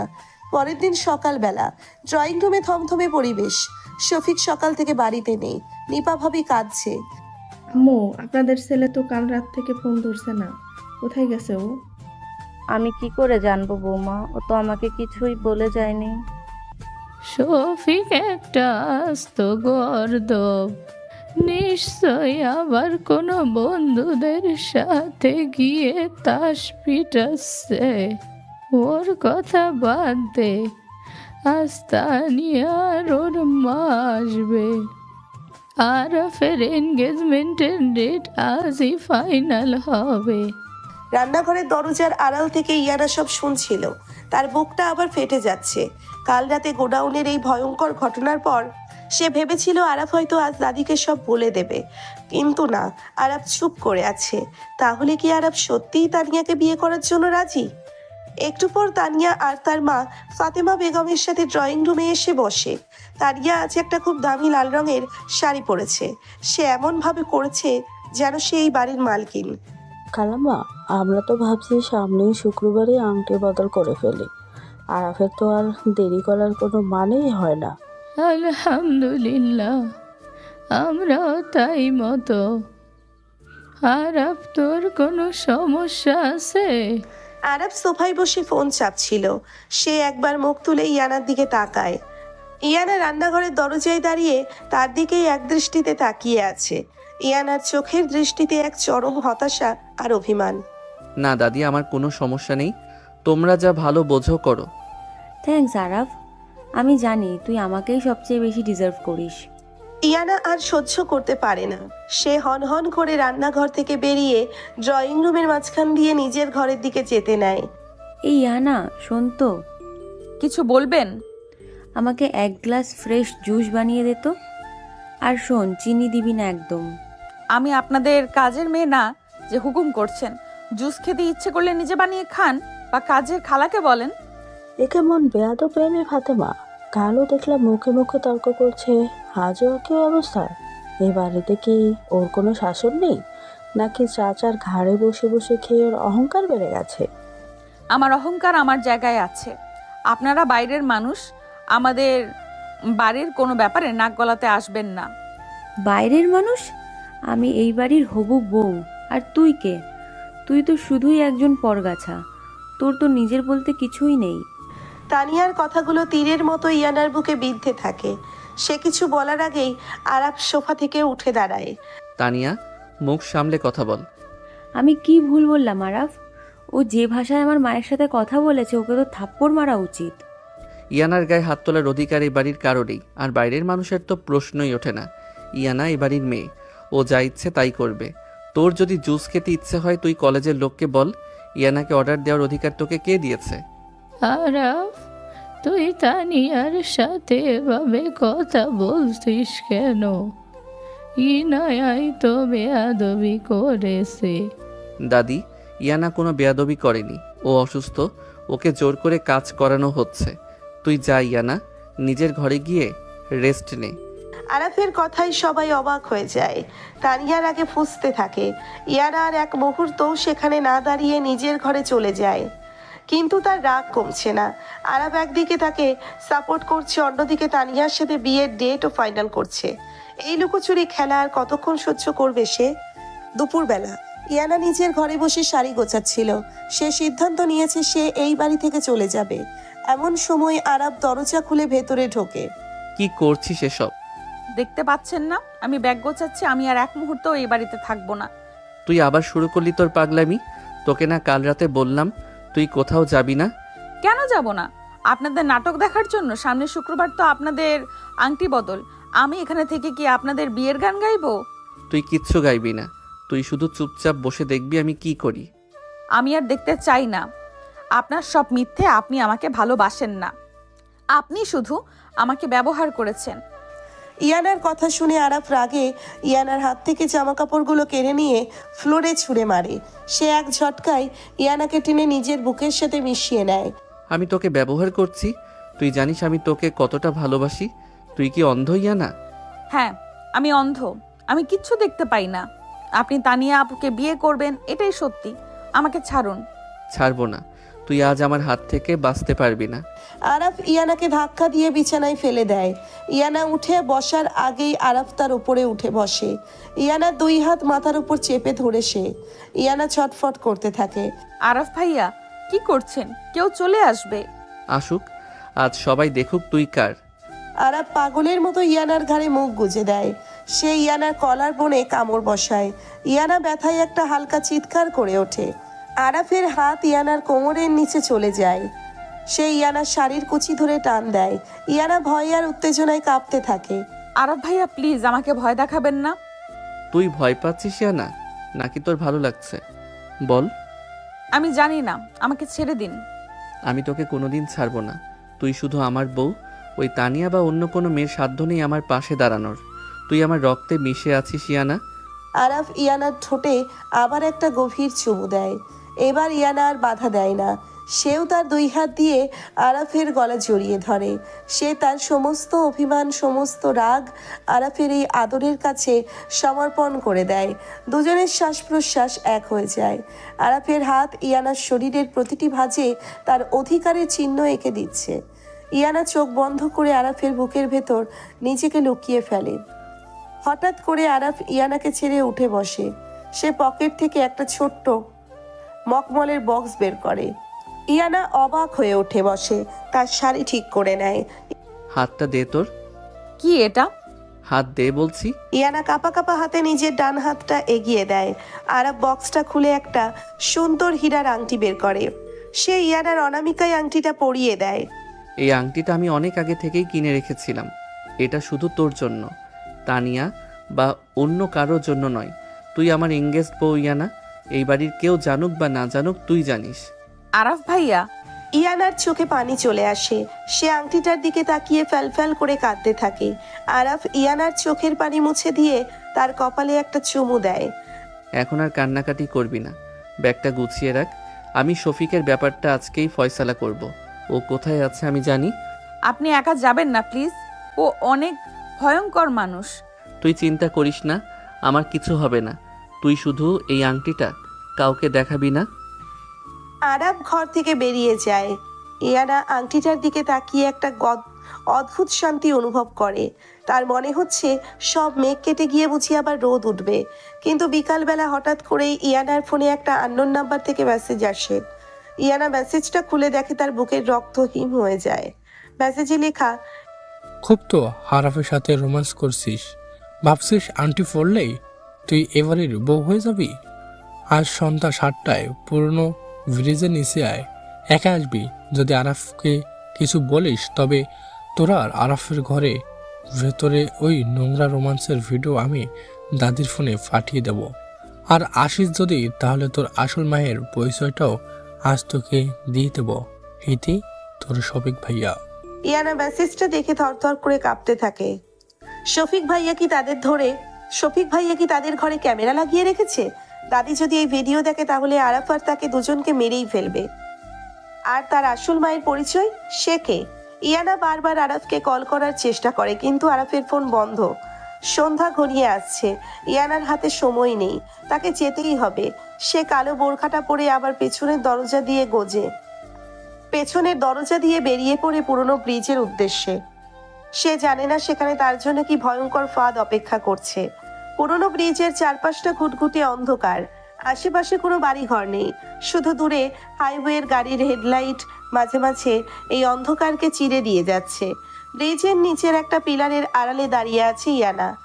তার সারা শরীর ভয়ে থরথর করে কাঁপছে, বুকের ভেতর হৃৎপিণ্ডটা যেন হাতুড়ির মতো বাড়ি মারছে। ঘড়িতে তখন সন্ধ্যা 7:10।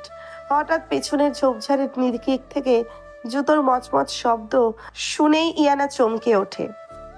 বাহ, ছোট বোন তো দেখছি একদম সময় মতো চলে এসেছে। আমি ভেবেছিলাম তুই আরাফকে নিয়ে আসবি, ভালোই করেছিস একা এসে। শফিক ভাইয়া, আপনি এসব কি শুরু করেছেন? আপনি নিজের ভাইয়ের ক্ষতি কেন করতে চাইছেন? আর আমার সাথে আপনার কিসের শত্রুতা? শত্রুতা? তোর সাথে আমার কোনো শত্রুতা নেই ইয়ানা। শত্রুতা তো আমার ওই দাদির সাথে আর তোর ওই তথাত্ত্বিক আব্বুর সাথে। সম্পত্তির সব ভাগ দাদি আরাফের নামে লিখে দেওয়ার চক্রান্ত করছে, আর কবির চাচা তোকে মাথায় তুলে নিচে বেড়াচ্ছে। আমি এই বাড়ির বড় ছেলে হয়েও একটা কানাকড়ি দাম পাই না। সম্পত্তির জন্য আপনি নিজের পরিবারকে ব্ল্যাকমেল করছেন? আপনি এত নিচে নামতে পারলেন? শফিক পকেট থেকে একটা সিগারেট বের করে ধরায়। সিগারেটের ধোঁয়া ইয়ানার মুখের দিকে ছেড়ে সে একটা শয়তানি হাসি দেয়। ইয়ানা কাঁচতে কাঁচতে এক পা পিছিয়ে যায়। জ্ঞান দিস না ইয়ানা, তুই নিজে কত বড় ধোয়া তুলসী পাতা সেটা তো আমি কাল রাতেই দেখেছি। তোদের ঘরের ওই রোমান্টিক ভিডিওটা দাদি দেখলে কি করবে জানিস? তোকে তো ঘাড় ধরে বের করবে, আরাফকেও ত্যায্য পুত্র করবে। প্লিজ শফিক ভাইয়া, ওই ভিডিওটা দাদিকে দেখাবেন না। আপনার কি চাই আমাকে বলুন। আপনি টাকা চান? আমি আমার জমানো সব টাকা আপনাকে দিয়ে দিব। আরাফ ভাইয়ার কোনো ক্ষতি করবেন না প্লিজ। তোর জমানো কয় টাকায় আমার কি হবে রে ভিখারির মেয়ে? হ্যাঁ, ঠিকই শুনছি, ভিখারির মেয়ে। তুই জানতে চেয়েছিলি না তোর আসল পরিচয় কি, তোর মা বাবাকে? আজ তোকে আমি সব বলবো। ইয়ানার চোখের পানি শুকিয়ে যায়। সে ফ্যালফ্যাল করে শফিকের দিকে তাকিয়ে থাকে। তার এত দিনের অজানা অতীত, তার শিকড়, সবকিছু আজ এই ভয়ঙ্কর মানুষটার মুখ থেকে শুনতে হবে ভেবেই তার দম বন্ধ হয়ে আসে। কে কে আমার মা? কে আমাকে এই বাড়িতে রেখে গেছিল? তোর মা কোনো ভদ্র ঘরের মহিলা ছিল না ইয়ানা। তোর মা ছিল একটা ডান্স ক্লাবের ডান্সার, নাম ছিল রুবিনা। ওই রুবিনার রূপের জলে ফেসেছিল তোর এই কবির চাচা। নিজের স্ত্রীর চোখের আড়ালে মাসের পর মাস সে তোর মায়ের সাথে সময় কাটিয়েছে। কিন্তু যখন তোর মা প্রেগনেন্ট হলো তখন কবির চাচা ভয় পেয়ে যায়। সে তোর মাকে কিছু টাকা দিয়ে দূরে সরে যেতে বলে, কিন্তু তোর মা তোকে জন্ম দেওয়ার পরেই মারা যায়। কবির চাচা বাধ্য হয়ে নিজের পাপ লুকাতে তোকে এই বাড়িতে নিয়ে আসে, আর সবাইকে বলে তুই তার এক গরিব আত্মীয়র মেয়ে যাকে সে দত্তক নিয়েছে। মিথ্যা কথা, আপনি মিথ্যা বলছেন। আমার আব্বু এমন কাজ করতেই পারে না। আর আমার মা, না, এসব সত্যি হতে পারে না। সত্যি না মিথ্যা সেটা তুই কবির চাচাকে গিয়ে জিজ্ঞেস করিস। তোর রক্তই নোংরা ইয়ানা, তুই একটা পাপের ফসল। তুই এই বাড়ির পবিত্রতা নষ্ট করেছিস, আর এখন আরাফকে ফাঁসিয়ে এই বাড়ির বউ হওয়ার স্বপ্ন দেখছিস। ইয়ানা দুই হাতে নিজের কান চেপে ধরে মাটিতে বসে পড়ে। সে হাউমাউ করে কাঁদতে থাকে। শফিকের কথাগুলো বিষাক্ত তীরের মতো তার বুকে বিঁধছে। সে একটা ডান্সারের মেয়ে, সে কবির চাচার পাপের ফসল। এই সত্যিটা আরাফ জানলে কি হবে? আরাফ তো তাকে ঘৃণা করবে, দাদি জানলে তো তাকে মেরেই ফেলবে। কাঁদ, আরো জোরে কাঁদ, তোর এই কান্নাই আমার শান্তি। এবার শোন তুই কি করবি। তুই কাল সকালেই এই বাড়ি থেকে চিরকালের মতো চলে যাবি, কাউকে কিছু বলবি না। আর যাওয়ার আগে আরাফকে এমন কিছু বলে যাবি যাতে আরাফ তোকে চিরকাল ঘৃণা করে। যদি তুই এটা না করিস তবে কাল সকালে এই ভিডিও দাদির ফোনে চলে যাবে, আর তোর এই নোংরা মায়ের পরিচয় পুরো শহর জেনে যাবে। আমি চলে যাব, আমি কথা দিচ্ছি আমি কাল সকালেই চলে যাব, কিন্তু ভিডিওটা কাউকে পাঠাবেন না প্লিজ। আরাফ ভাইয়ের জীবনটা নষ্ট করবেন না। গুড গার্ল, এটাই তো আমি চেয়েছিলাম। এবার তুই। শফিক কথাটা শেষ করার আগেই অন্ধকারে বুক ছিঁড়ে একটা বাইকের জোরালো হেডলাইট এসে শফিকের মুখের ওপর পড়ে। তীব্র আলোয় শফিক চোখ কুঁচকে হাত দিয়ে মুখ ঢেকে ফেলে। ইয়ানাও চমকে উঠে তাকায়। বাইক থেকে নেমে আসে আরাফ। তার দুই চোখ দিয়ে যেন আগুন ঝরছে, হাতের পেশিগুলোর আগে ফুলে উঠেছে। তুই আমার বউকে ব্ল্যাকমেল করছিস, শোরের বাচ্চা। আরাব এক ছুটে এসে শফিকের কলার চেপে ধরে সজোরে একটা ঘুষি বসিয়ে দেয় শফিকের মুখে। শফিক ছিটকে গিয়ে পিলারের সাথে ধাক্কা খায়, তার ঠোঁট ফেটে রক্ত বেরিয়ে আসে। ইয়ানা ভয়ে চিৎকার করে ওঠে। আরাফ ভাইয়া ছেড়ে দিন ওকে প্লিজ, মারামারি করবেন না। তুই চুপ করে থাক ইয়ানা, এই জানোয়ারটাকে আমি আজ মেরেই ফেলবো। ও তোর চোখে পানি এনেছে। আরাব শফিকের বুকের উপর বসে তাকে পাগলের মতো ঘুষি মারতে থাকে। শফিক নিজেকে বাঁচানোর আপ্রাণ চেষ্টা করে, কিন্তু আরাফের শক্তির কাছে সে কিছুই না। আরাব শফিকের পকেট থেকে ফোনটা বের করে এক আছাড় দিয়ে ভেঙে টুকরো টুকরো করে ফেলে। ইয়া, ফোন ভেঙে কি করবে আরাফ?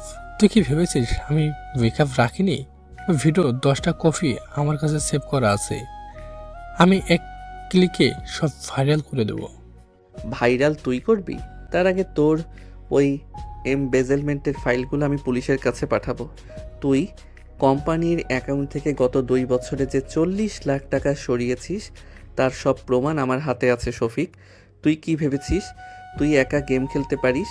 আরাফের কথা শুনে শফিকের হাসি মুখটা ফ্যাকাশে হয়ে যায়। সে বুঝতে পারে আরাফ তার সব গোপন খবর বের করে ফেলেছে। তুই আমাকে পুলিশের ভয় দেখাচ্ছিস? তুই যদি ইয়ানার দিকে আর একবার চোখ তুলেও তাকাস বা ওই ভিডিওর কথা মুখে আনিস তবে তুই সোজা জেলে যাবি। আর তুই একটু আগে ইয়ানাকে ওর মায়ের ব্যাপারে যে ফালতু গল্পটা শোনাচ্ছিলি সেটা আমি সব শুনেছি। তুই একটা আস্ত মিথ্যেবাদী। আব্বুকে ব্ল্যাকমেইল করার জন্য তুই এই মন গড়া গল্পটা ফেদেছিস। আরাফ ভাই উনি কি মিথ্যা বলছিলেন? আমার মা ডান্সার ছিলেন না। একদম না ইয়ানা, ও তোকে মানসিকভাবে ভেঙে ফেলার জন্যই মিথ্যা গল্প বানিয়েছে। তুই ওর কোনো কথা বিশ্বাস করবি না। আমি মিথ্যে বলিনি আরাফ, তুই দাদিকে গিয়ে জিজ্ঞেস কর, দাদি সব জানে। দাদি নিজেই তো। আরাফ আর শফিককে কথা বলতে না দিয়ে তার পেটে সজোরে একটা লাথি মারে। শফিক ব্যথায় কুঁকড়ে যায়। তুই এখান থেকে এখনই দূর হ শফিক। আর কোনোদিন যদি এই বাড়ির ত্রিসীমানায় তোকে দেখি তবে তোর লাশ আমি এই নদীতে ভাসিয়ে দেব। যা এখান থেকে। শফিক উঠে দাঁড়িয়ে খুঁড়িয়ে খুঁড়িয়ে অন্ধকারের দিকে মিলিয়ে যায়। আরাফ হাঁপাতে হাঁপাতে ইয়ানার দিকে ফেরে। ইয়ানা তখনও মাটিতে বসে ফুপিয়ে ফুপিয়ে কাঁদছে। আরাফ দ্রুত ইয়ানার কাছে গিয়ে তাকে জড়িয়ে ধরে। ইয়ানা আমার দিকে তাকা। তুই কাঁদছিস কেন? আমি তো চলে এসেছি, আমি সব ঠিক করে দিয়েছি। আমাকে ছেড়ে দিন আরাফ ভাইয়া। শফিক ভাইয়া হয়তো পুরোটা মিথ্যা বলেনি। আমার আসল পরিচয় তো সত্যি কেউ জানে না। আমি একটা নোংরা রক্তের মেয়ে, আমি আপনার যোগ্য না। তুই আবার ওইসব আজে বাজে কথা বলছিস? আমি তোকে কতবার বলেছি তোর পরিচয় দিয়ে আমার কিচ্ছু যায় আসে না। আরাফ ইয়ানাকে জোর করে মাটি থেকে তুলে দাঁড় করায়। নদীর ধারের ঠান্ডা বাতাস ইয়ানার শরীর কাঁপিয়ে দিচ্ছে। আরাফ ইয়ানার বোরখার হুডটা তুলে দেয়। ইয়ানার অশ্রু ভেজা চোখ আর লাল হয়ে থাকা নাক দেখে আরাফের বুকের ভেতরটা কেমন যেন করে ওঠে।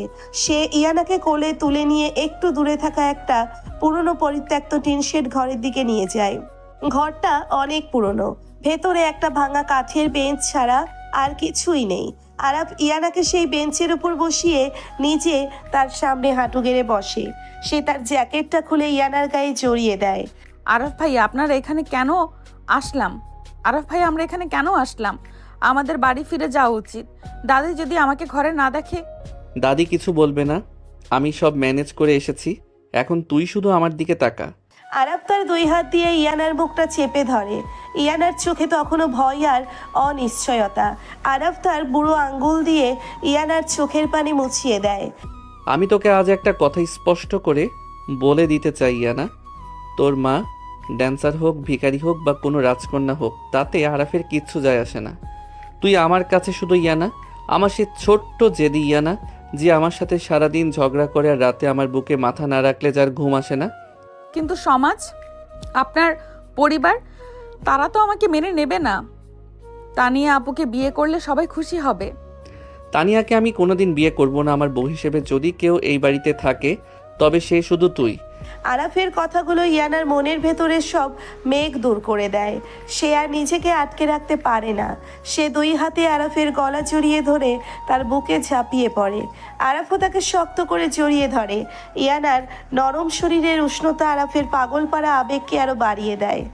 আরাফ ইয়ানার কানের কাছে মুখ নিয়ে ফিসফিস করে কিছু একটা বলে, যা শুনে ইয়ানার সারা শরীরে একটা বিদ্যুতের ঝলক খেলে যায়। আরাফের ঠোঁট ইয়ানার ঘাড়ে আর গলার ভাঁজে পাগলের মতো চুমু খেতে শুরু করে। ইয়ানা আরাফের চুল খামছে ধরে একটা হালকা শব্দ করে ওঠে। আরাফ ভাইয়া, আমার খুব অদ্ভুত লাগছে। আমাকে আজ বাধা দিস না ইয়ানা, তুই আমার, শুধু আমার। আমি আজ তোর শরীরের প্রতিটি অংশে আমার নাম লিখে দেব। আরাফ ইয়ানাকে বেঞ্চের ওপর শুইয়ে দেয়। ইয়ানার বোরখাটা সে আস্তে আস্তে সরিয়ে দেয়। ভেতরে থাকা 3 পিসের ওড়নাটা মেঝেতে পড়ে যায়। আরাফ ইয়ানার ওপর ঝুঁকে পড়ে তার ঠোঁটে একটা গভীর আক্রোশ মেশানো চুমু দেয়। ইয়ানাও এবার পুরো আবেগ দিয়ে আরাফকে সহযোগিতা করে। তাদের জিভের লড়াইয়ে কেউ যেন হার মানতে রাজি নয়। আরাফের এক হাত ইয়ানার কোমরের নিচ দিয়ে গিয়ে তাকে নিজের শরীরের সাথে আরো শক্ত করে চেপে ধরে। ইয়ানা আরাফের পিঠের শার্টের ওপর দিয়ে খামছে ধরে। আরাফের গরম নিঃশ্বাস আর এলোমেলো আদর ইয়ানার শরীরের প্রতিটি শিরায় আগুন ধরিয়ে দেয়। সে চোখ বন্ধ করে আরাফের এই বুনো ভালোবাসার কাছে নিজেকে পুরোপুরি সমর্পণ করে। তাদের এই তীব্র আবেগ আর ভালোবাসার কাছে বাইরের সব ষড়যন্ত্র আর মিথ্যে পরিচয় যেন তুচ্ছ হয়ে যায়। বেশ কিছুক্ষণ পর যখন তারা দুজনেই ক্লান্ত হয়ে পড়ে, আরাফ ইয়ানাকে নিজের বুকের মধ্যে গুটিয়ে নিয়ে শুয়ে থাকে। ইয়ানার মাথা আরাফের প্রশস্ত বুকে রাখা। আরাফ ইয়ানার চুলে আলতো করে হাত বুলিয়ে দিচ্ছে। আমরা এখন কি করব আরাফ ভাইয়া? শফিক ভাইয়া যদি সত্যি ভিডিওটা দাদিকে দিয়ে দেয়? ও দিতে পারবে না, ওর কাছে কোনো ব্যাকআপ নেই। ও শুধু তোকে ভয় দেখাচ্ছিল। আর যদি দিয়েও দেয়, আমি দাদির সামনে দাঁড়িয়ে বলবো যে আমি আমার নিজের বউকে আদর করেছি, এতে কার কি সমস্যা? আপনি সত্যিই পাগল। দাদি তো আপনাকে জ্যান্ত পুঁতে ফেলবে। পুঁতে ফেললে তোকেও আমার সাথে একই কবরে পুঁততে হবে, কারণ আমি তোকে ছাড়া এক পাও নড়ব না। চল এবার বাড়ি ফেরা যাক, রাত অনেক হয়েছে। আরাফ ইয়ানাকে গুছিয়ে বোরখাটা পরিয়ে দেয়। এরপর দুজনে বাইকে উঠে বাড়ির দিকে রওনা হয়। রাতের বাতাস এখন আর ইয়ানার কাছে ভয়ঙ্কর মনে হচ্ছে না। আরাফের চওড়া পিঠে মুখ লুকিয়ে সে একটা অদ্ভুত নিরাপত্তা অনুভব করছে। বাড়ির পেছনের গেট দিয়ে তারা খুব সাবধানে ভেতরে ঢোকে। পুরো বাড়ি নিস্তব্ধ থাকার কথা, কিন্তু ড্রয়িং রুমের দিকে তাকাতেই তাদের বুকটা ধক করে ওঠে। ড্রয়িং রুমের সব লাইট জ্বলছে। আরাফ ইয়ানার হাত শক্ত করে ধরে ড্রয়িং রুমের দিকে এগিয়ে যায়। সেখানে যা দৃশ্য তারা দেখে তাতে তাদের দুজনেরই পায়ের তলা থেকে মাটি সরে যায়। সোফার ঠিক মাঝখানে দাদি গম্ভীর মুখে বসে আছেন। তার এক পাশে আবরার সাহেব আর কবির সাহেব মাথা নিচু করে দাঁড়িয়ে আছেন। অন্য পাশে সালমা বেগম আর ফাতেমা বেগম বসে কাঁদছেন। আর সবচেয়ে অবাক করা বিষয় হলো তানিয়া আর তার মাও সেখানে উপস্থিত। তানিয়ার মুখে একটা শয়তানি হাসি। এসেছিস তোরা? আমি তো তোদের জন্যই অপেক্ষা করছিলাম। দাদি, এত রাতে তোমরা সবাই এখানে? কি হয়েছে? কি হয়েছে সেটা তো তুই ভালো করেই জানিস আরাফ। তুই কি ভেবেছিলি তুই এ বাড়ির সবাইকে বোকা বানিয়ে ইনায়ার সাথে ফুর্তি করে বেড়াবি, আর আমি কিছুই জানতে পারবো না? ইনায়া ভয়ে আরাফের পিছনে লুকিয়ে পড়ে। আরাফ ইয়ানার হাতটা আরো শক্ত করে ধরে সামনে এগিয়ে যায়। তুমি কি বলছো দাদি? আমি বুঝতে পারছি না। আহা, ন্যাড়া বেলতলায় একবারই যায় আরাফ। তুই কত বড় সাধু সেটা আমরা সবাই জেনে গেছি। এই দেখ, তোর আর তোর ওই সতী সাবিত্রী বোনের কীর্তি। তানিয়া নিজের ফোনটা এগিয়ে দেয়। ফোনে একটা ভিডিও প্লে হচ্ছে। আরাফ আর ইয়ানা স্পষ্ট দেখতে পায় সেটা তাদের কাল রাতের সেই ছাদের ভিডিও। শফিক ভিডিওটা দাদিকে না পাঠিয়ে তানিয়াকে পাঠিয়েছে। দাদি, আমাকে ক্ষমা করে দিন। আরাফ ভাইয়ার কোনো দোষ নেই। আমি চুপ কর তুই, একটা কথা বলবি না। আমি তোকে এই বাড়িতে আশ্রয় দিয়েছিলাম, আর তুই আমার নাতির মাথা খেয়েছিস। তুই কাল সকালে এই বাড়ি থেকে বের হয়ে যাবি। দাদি, তুমি ইয়ানাকে বের করে দেওয়ার কে? ইয়ানা এই বাড়ির মেয়ে, ও কোথাও যাবে না। ও এ বাড়ির কেউ না আরাফ, ও একটা অনাথ। আর ওর মতো একটা সস্তা মেয়েকে তুই আমার জায়গায় বসাতে চাস? তানিয়ার কথা শেষ হওয়ার আগেই দাদি সজোরে একটা থাপ্পড় বসিয়ে দেন তানিয়ার গালে। থাপ্পড়ের শব্দে পুরো ড্রয়িং রুমে কেঁপে ওঠে। তানিয়া ছিটকে মেঝেতে পড়ে যায়। সবাই স্তব্ধ হয়ে যায়। তানিয়ার মা চিৎকার করে ওঠেন, কালামা, আপনি আমার মেয়েকে মারলেন? ওই কালটাকে নিয়ে আনার জন্য আপনি আমার মেয়ের গায়ে হাত তুললেন? হ্যাঁ, তুলেছি। আর তুই যদি একটা কথাও বলিস, তোকেও আমি থাপ্পড় মেরে বাড়ি থেকে বের করে দেব। তুই আর তোর মেয়ে মিলে আমার নাতিকে ফাঁদে ফেলতে চেয়েছিস। তুই ভেবেছিস আমি কিছু জানি না? দাদি তুমি তানিয়াকে মারলে কেন? ও তো শুধু ভিডিওটা। তুই চুপ কর আরাফ, তুই একটা গাধা। তুই কি জানিস এই ভিডিওটা কে রেকর্ড করেছে? শফিক একা করেনি। এই তানিয়া শফিকের সাথে হাত মিলিয়ে তোরা রিনায়ার পেছনে ক্যামেরা লাগিয়েছিল। ওরা চেয়েছিল তোকে ব্ল্যাকমেল করে এই সম্পত্তির ভাগ নিতে। আরাফ আর ইয়ানা অবাক হয়ে তানিয়ার দিকে তাকায়। তানিয়া মেঝেতে বসে কাঁপছে। কিন্তু ওরা জানে না যে আমি এই বাড়ির মালিক। আমার চোখের আড়ালে একটা পাতাও নড়ে না। আমি শফিকের সব কীর্তি আগেই জেনে গেছি। ওকে পুলিশ আজ রাতেই অ্যারেস্ট করেছে। আর তানিয়া, তোর সাথে আরাফের কোনো বিয়ে হবে না। তোরা মা মেয়ে কাল সকালে আমার বাড়ি থেকে বিদায় নিবি। দাদি তুমি তাহলে সব জানতে? হ্যাঁ, জানতাম। কিন্তু আমি এটাও জানতাম যে তুই আর ইনায়া গোপনে প্রেম করছিস। তোরা কি ভেবেছিস তোদের এই লুকোচুরি আমার চোখে পড়ে না? দাদি আমরা আসলে তুই আর একটা কথা বলবি না ইনায়া। আমি তোর ওপর খুব রেগে আছি। তুই আরাফের সাথে এতটা মাখামাখি করলি, অথচ আমাকে একবারও বলার প্রয়োজন মনে করলি না। দাদি আমরা বলতে চেয়েছিলাম, কিন্তু ইয়ানার পরিচয়ের ব্যাপারটা নিয়ে আমরা ভয় পাচ্ছিলাম। শফিক বলছিল ইয়ানা নাকি। শফিক একটা মিথ্যেবাদী জানোয়ার। ও তোদের উল্টো পাল্টা বুঝিয়ে তোদের দুর্বল করতে চেয়েছিল। কিন্তু আজ আমি তোদের সামনে একটা বড় সত্যি প্রকাশ করব। দাদির কথায় ড্রয়িং রুমের পিনপতন নীরবতা নেমে আসে। আবরার সাহেব আর কবির সাহেব ভয়ে একে অপরের দিকে তাকান। দাদি তার সোফা থেকে উঠে দাঁড়ান এবং ড্রয়িং রুমের এক কোণায় থাকা একটা বন্ধ দরজার দিকে ইশারা করেন। ইনায়া, তুই জানতে চেয়েছিলি না তোর আসল মাকে? তুই কোথা থেকে এসেছিস?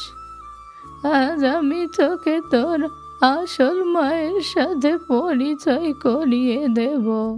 দাদির কথা শেষ হতেই সেই বন্ধ দরজাটা ধীরে ধীরে খুলে যায়। ভেতর থেকে বেরিয়ে আসেন একজন মধ্যবয়স্ক নারী। তার পরনে একটা সাধারণ সুতির শাড়ি, কিন্তু চেহারায় একটা অদ্ভুত আভিজাত্য। ইয়ানা ফ্যালফ্যাল করে সেই নারীর দিকে তাকিয়ে থাকে। তার মনে হচ্ছে এই মুখটা তার খুব চেনা, কিন্তু সে কিছুতেই মনে করতে পারছে না। নারীটি ধীর পায়ে ইয়ানার সামনে এসে দাঁড়ান। তার চোখে জল। সে কাঁপা কাঁপা হাতে ইয়ানার গাল স্পর্শ করেন। আমার মামুনি, তুই কত বড় হয়ে গেছিস। কে আপনি? ও হলো তোর আপন মা ইনায়া, আর ওর নাম হলো। দাদি নামটা বলার আগেই ড্রয়িং রুমের মেইন দরজাটা বিকট শব্দে খুলে যায়। সবাই চমকে সেদিকে তাকায়। দরজায় দাঁড়িয়ে আছে আর একজন অচেনা মানুষ, যার চেহারা দেখে আবরার সাহেব আর কবির সাহেব দুজনেই আক্ষরিক অর্থেই মাটিতে বসে পড়েন। রুবিনার আসল পরিচয় আমি দিচ্ছি মা, কারণ এই রুবিনাকে তোমরাই 19 বছর আগে এই বাড়ি থেকে বের করে দিয়েছিলে। আরাফ আর ইয়ানা দুজনেই স্তব্ধ হয়ে দাঁড়িয়ে থাকে। এই নতুন মানুষটা কে? আর 19 বছর আগে এই বাড়িতে ঠিক কী ঘটেছিল যা আজ ইয়ানার জীবনকে পুরোপুরি বদলে দিতে চলেছে? দরজায় দাঁড়ানো অচেনা মানুষটির গলার আওয়াজে পুরো ড্রয়িং রুমের পরিবেশ যেন বরফের মতো জমে যায়। আবরার সাহেব আর কবির সাহেব মাটিতে বসে ঘামছেন। ইয়ানা ফ্যালফ্যাল করে মানুষটির দিকে তাকিয়ে আছে। মানুষটির বয়স 50-এর কাছাকাছি, কিন্তু চেহারায় একটা রুক্ষ আর জেদি ভাব স্পষ্ট। কি হলো মা, আমাকে দেখে এমন ভূত দেখার মতো চমকে উঠলে কেন? নিজের ছোট ছেলেকে কি এত বছর পর চিনতে পারছো না? ছোট ছেলে? দাদি উনি কে? আর উনি ইয়ানার মায়ের ব্যাপারে এসব কি বলছেন? তুই চুপ কর আরাফ। জায়েদ, তুই এত বছর পরে বাড়িতে কি মনে করে? তুই তো নিজেই এই বাড়ি, এই সম্পত্তি সব ছেড়ে চলে গিয়েছিলি। আমি ছেড়ে গিয়েছিলাম নাকি তুমি আমাকে ঘাট ধাক্কা দিয়ে বের করে দিয়েছিলে মা? শুধু আমি রুবিনার মতন একটা সাধারণ মেয়েকে ভালোবেসেছিলাম বলে তুমি আমাদের সম্পর্ক মেনে নাওনি। কিন্তু তুমি কি জানো, তোমার এই অহংকারের জন্যই আমি আমার মেয়েকে 19টা বছর দেখতে পারিনি। আপনি আপনি আমার বাবা? হ্যাঁ মণিমা, আমি তোর বাবা, তোর হতভাগা ভাগা। হ্যাঁ মণিমা, আমি তোর বাবা, তোর অভাগা বাবা, যাকে তোর দাদি এই বাড়ি থেকে তাড়িয়ে দিয়েছিল। তোর মাকে যখন এই বাড়ি থেকে বের করে দেওয়া হয় তখন সে প্রেগনেন্ট ছিল। আমি ব্যবসার কাজে বাইরে ছিলাম, ফিরে এসে দেখি তোর মা নেই। পাগলের মতো খুঁজেছি আমি তোদের। আমাকে মাফ করে দে মা, আমি তোকে বুকে আগলে রাখতে পারিনি। তোর জন্মের পর আমি খুব অসুস্থ হয়ে পড়ি। আমি ভেবেছিলাম আমি মরে যাব। তখন তোর কবির চাচা আমাকে হাসপাতালে খুঁজে পায়। হ্যাঁ, আমি খুঁজে পেয়েছিলাম ভাবিকে। আমি জানতাম মায়ের ভয়ে জায়েদ আর ভাবিকে এই বাড়িতে কোনোদিনই জায়গা দেবে না। ভাবি যখন আইসিইউতে মৃত্যুর সাথে লড়ছিল তখন আমি ইয়ানাকে নিজের মেয়ে হিসেবে এই বাড়িতে নিয়ে আসি। আমাকেও বলেনি সত্যটা। মা বলেছিল আমি এক অনাথ মেয়েকে দত্তক নিয়েছি। আর তারপর তুই আমার স্ত্রীকে একটা পাগল আশ্রমে ফেলে রেখে চলে এসেছিল ভাইয়া। তুই ভুল জানিস জায়েদ, আমরা রুবিনাকে পাগল আশ্রমে ফেলিনি। ও মানসিক ট্রমাতে ছিল। আমরা ওর চিকিৎসার জন্য সর্বোচ্চ চেষ্টা করেছি, কিন্তু তুই তো নিরুদ্দেশ হয়ে গেলি। কারণ আমি জানতাম না আমার মেয়ে বেঁচে আছে। 10 বছর পর আমি রুবিনাকে একটা মেন্টাল অ্যাসাইলাম থেকে খুঁজে বের করি। ওকে সুস্থ করতে আমার আরও 5 বছর লেগেছে। আজ আমি সব সত্যি জেনে গেছি। আজ আমি আমার মেয়েকে নিয়ে যাব এই নরক থেকে। জায়েদ এগিয়ে এসে ইয়ানার হাত ধরে। আরাফ এক ঝটকায় জায়েদের হাত থেকে ইয়ানার হাতটা ছাড়িয়ে নেয় এবং ইয়ানাকে নিজের পেছনে লুকিয়ে ফেলে। ইয়ানা কোথাও যাবে না। ও এই বাড়িতে ছিল, এই বাড়িতেই থাকবে। তুই কে রে ছোকরা আমাকে আটকানোর? ইয়ানা আমার মেয়ে। ইয়ানা আমার বউ। ওর উপর আপনার থেকে 1000 গুণ বেশি অধিকার আমার। বউ? তোরা কবে বিয়ে করলি? তুই কি ভেবেছিস আমি তোদের ওই নোংরা ভিডিওর কথা জানি না? শফিক আমাকেও পাঠিয়েছে ওই ভিডিওটা। আমি তোকে জানতে পুঁতে ফেলবো। মুখ সামলে কথা বল জায়েদ। তুই যাকে পুঁতে ফেলার হুমকি দিচ্ছিস সে তোর মেয়ের আইনি স্বামী। দাদি, আপনি এসব কি বলছেন? আমি সত্যি বলছি নায়া, তুই আরামের বিবাহিত স্ত্রী। আজ থেকে নয়, আজ থেকে 12 বছর আগে থেকেই। দাদি, তোমার কি মাথা খারাপ হয়ে গেছে? 12 বছর আগে তো আমার বয়স ছিল 12 আর ইয়ানার 7। হ্যাঁ, তখন তোদের বয়স ওই রকমই ছিল। তুই কি ভেবেছিলি আমি কিছুই বুঝিনি?